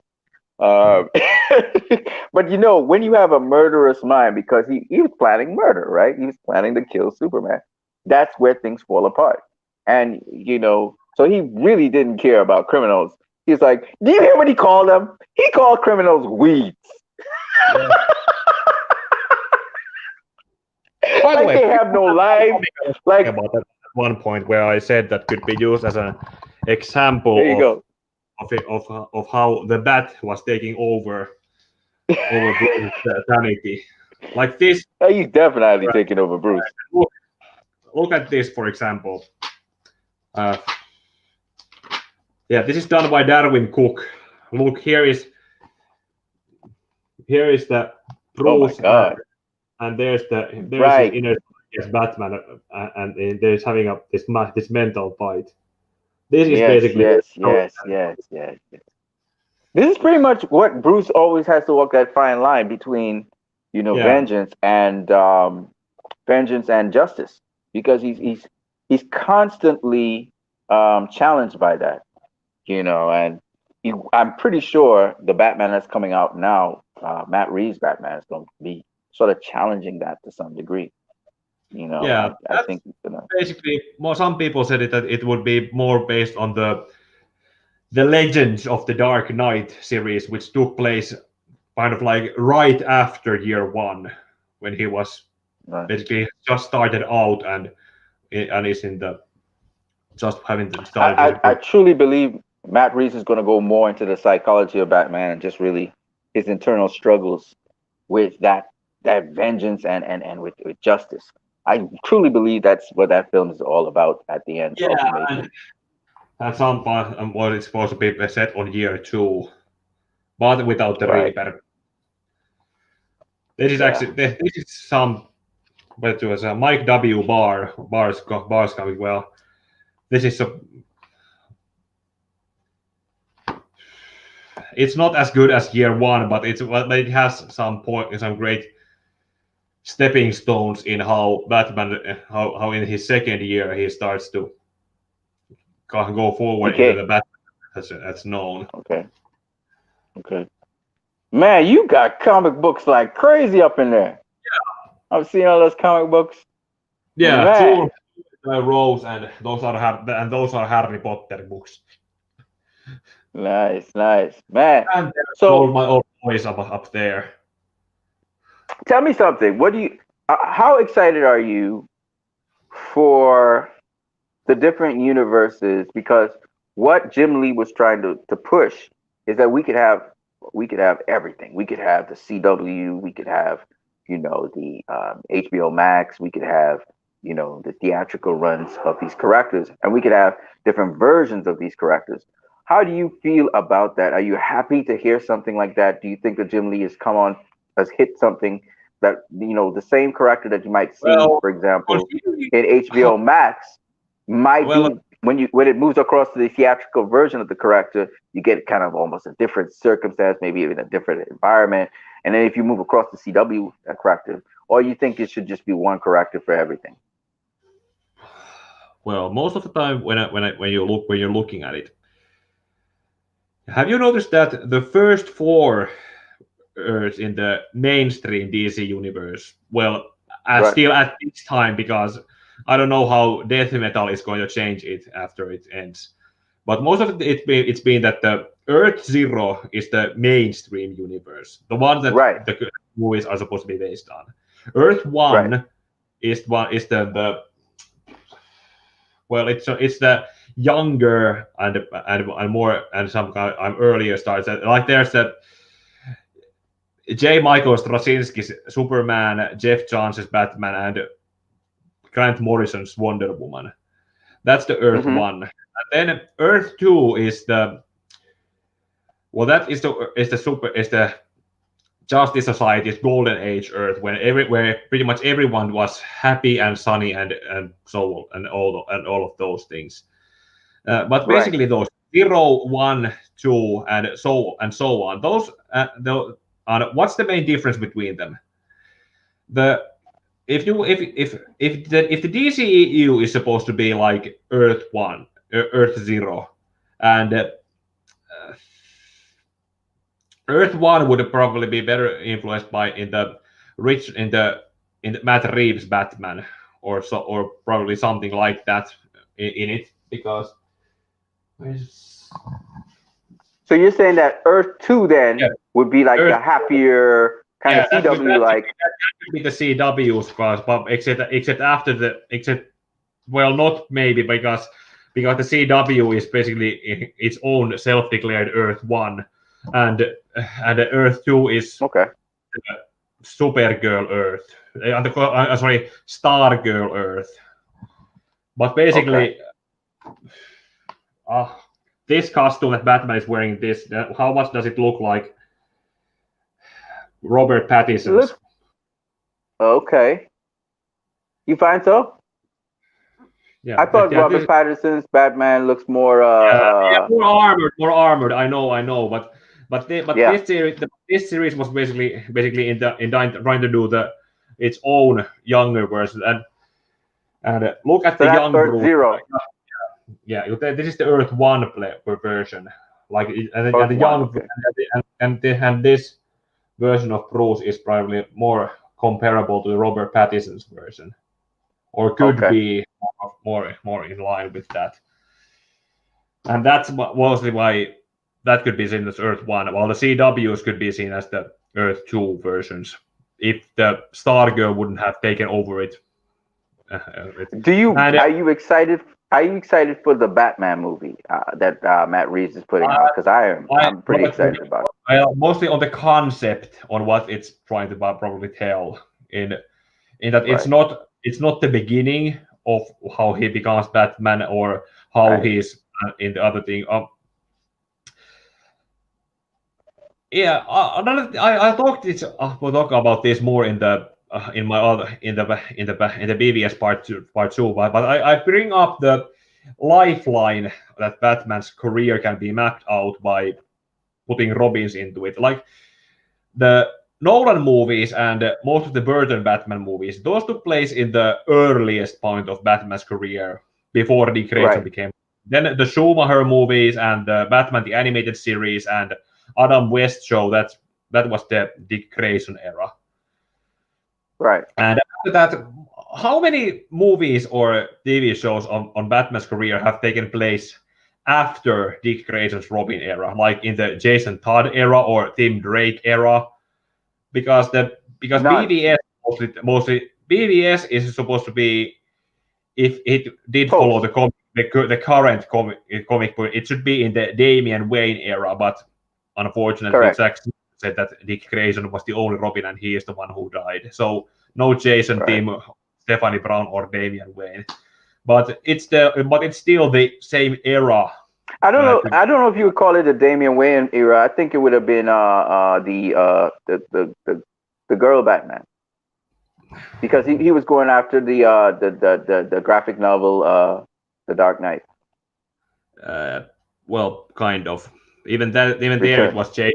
Even there it still was Jason Todd as the Robin who is one there, and then Frank Miller decided. No, it wasn't Jason Todd. You remember in that Batman, The Dark Knight Returns. It's the girl that was the Robin. Yeah, I do, but yeah, I have. Yes. It was what her name? What was the name again? Carrie Kelly. It's Carrie Kelly. Robin Hood, who died before it, and it's shown in the. Was Jason Todd? Yeah, that's right. Yeah, and Dick Grayson is said to be somewhere around there, but then there's also the. Boys, Carrie Kelly, man. Yeah. But then there's a lot to these DC characters' lore. That's what I like about it. Like there's so many variations of the characters that, it's what you want to pull really at the end of the day. That's why I'm not mad at what Patty Jenkins is saying about Wonder Woman per se. I mean, I can't be mad at it. I can understand where people, understand the origins of it. So, man, well, it was nice talking with Pika Shades. We've been talking for 2 hours and 14 minutes, 37 seconds. As the clock ticks along, I'm gonna definitely check out your channel so I can start to get up to date with what you have done. what have you had on your plate of recent times? What kind of story has you been doing? Can you repeat that question? What comics or what stories have you been writing on comics as of recent times? Have you done any writing? Not exactly that. One thing that I had been writing, and I'm actually I have the epilogue still not done, was that it's still that Pokemon Batman crossover that still lacks an epilogue chapter. But that has been left hanging because I have been trying to do video scripts and edit some new videos on the other side. But okay, well, well, I would have to check it out though. Yeah. Well, I will catch you later, Pika Shades. It was nice talking with you. We talked for a good period of time, almost 2 hours. And this was about Wonder Woman 84. We kind of went off course for a minute and then we're back on it. I would love to talk to you again. I'm going to check out your channel as I come off of this. And for all the fans out there that see this video, don't forget that you can subscribe to this channel, as well as Pika Shades. Tell them your channel so they can subscribe to you. Yeah, it's the Pika Shades. Just click my icon on the. You know what? I'll leave a comment on the videos comment section after the stream's over, and people can just click there and go there. There you go. So that's it for us for today on Wonder Woman 84. I would love to have spoiled it some more, but Pika Shades until January the 15th or 16th or 17th or somewhere thereabouts. Until then, I cannot really spoil it like I would like to. Once Pika Shades is on this program, I can't do it. But I look forward to seeing a lot of you guys again for the Snyder Cut, which will be coming out sometime in March. And look out for more DC content. And for that, you can also check out Chris Wong, as well as Film The Junkie, as well as Film Gob, and so on. So I'll catch you guys later. Pika Shades, stay well. Best for you in 2021. And I will catch you guys later in the next video. Peace. And may your heart be a guiding key. Thank you.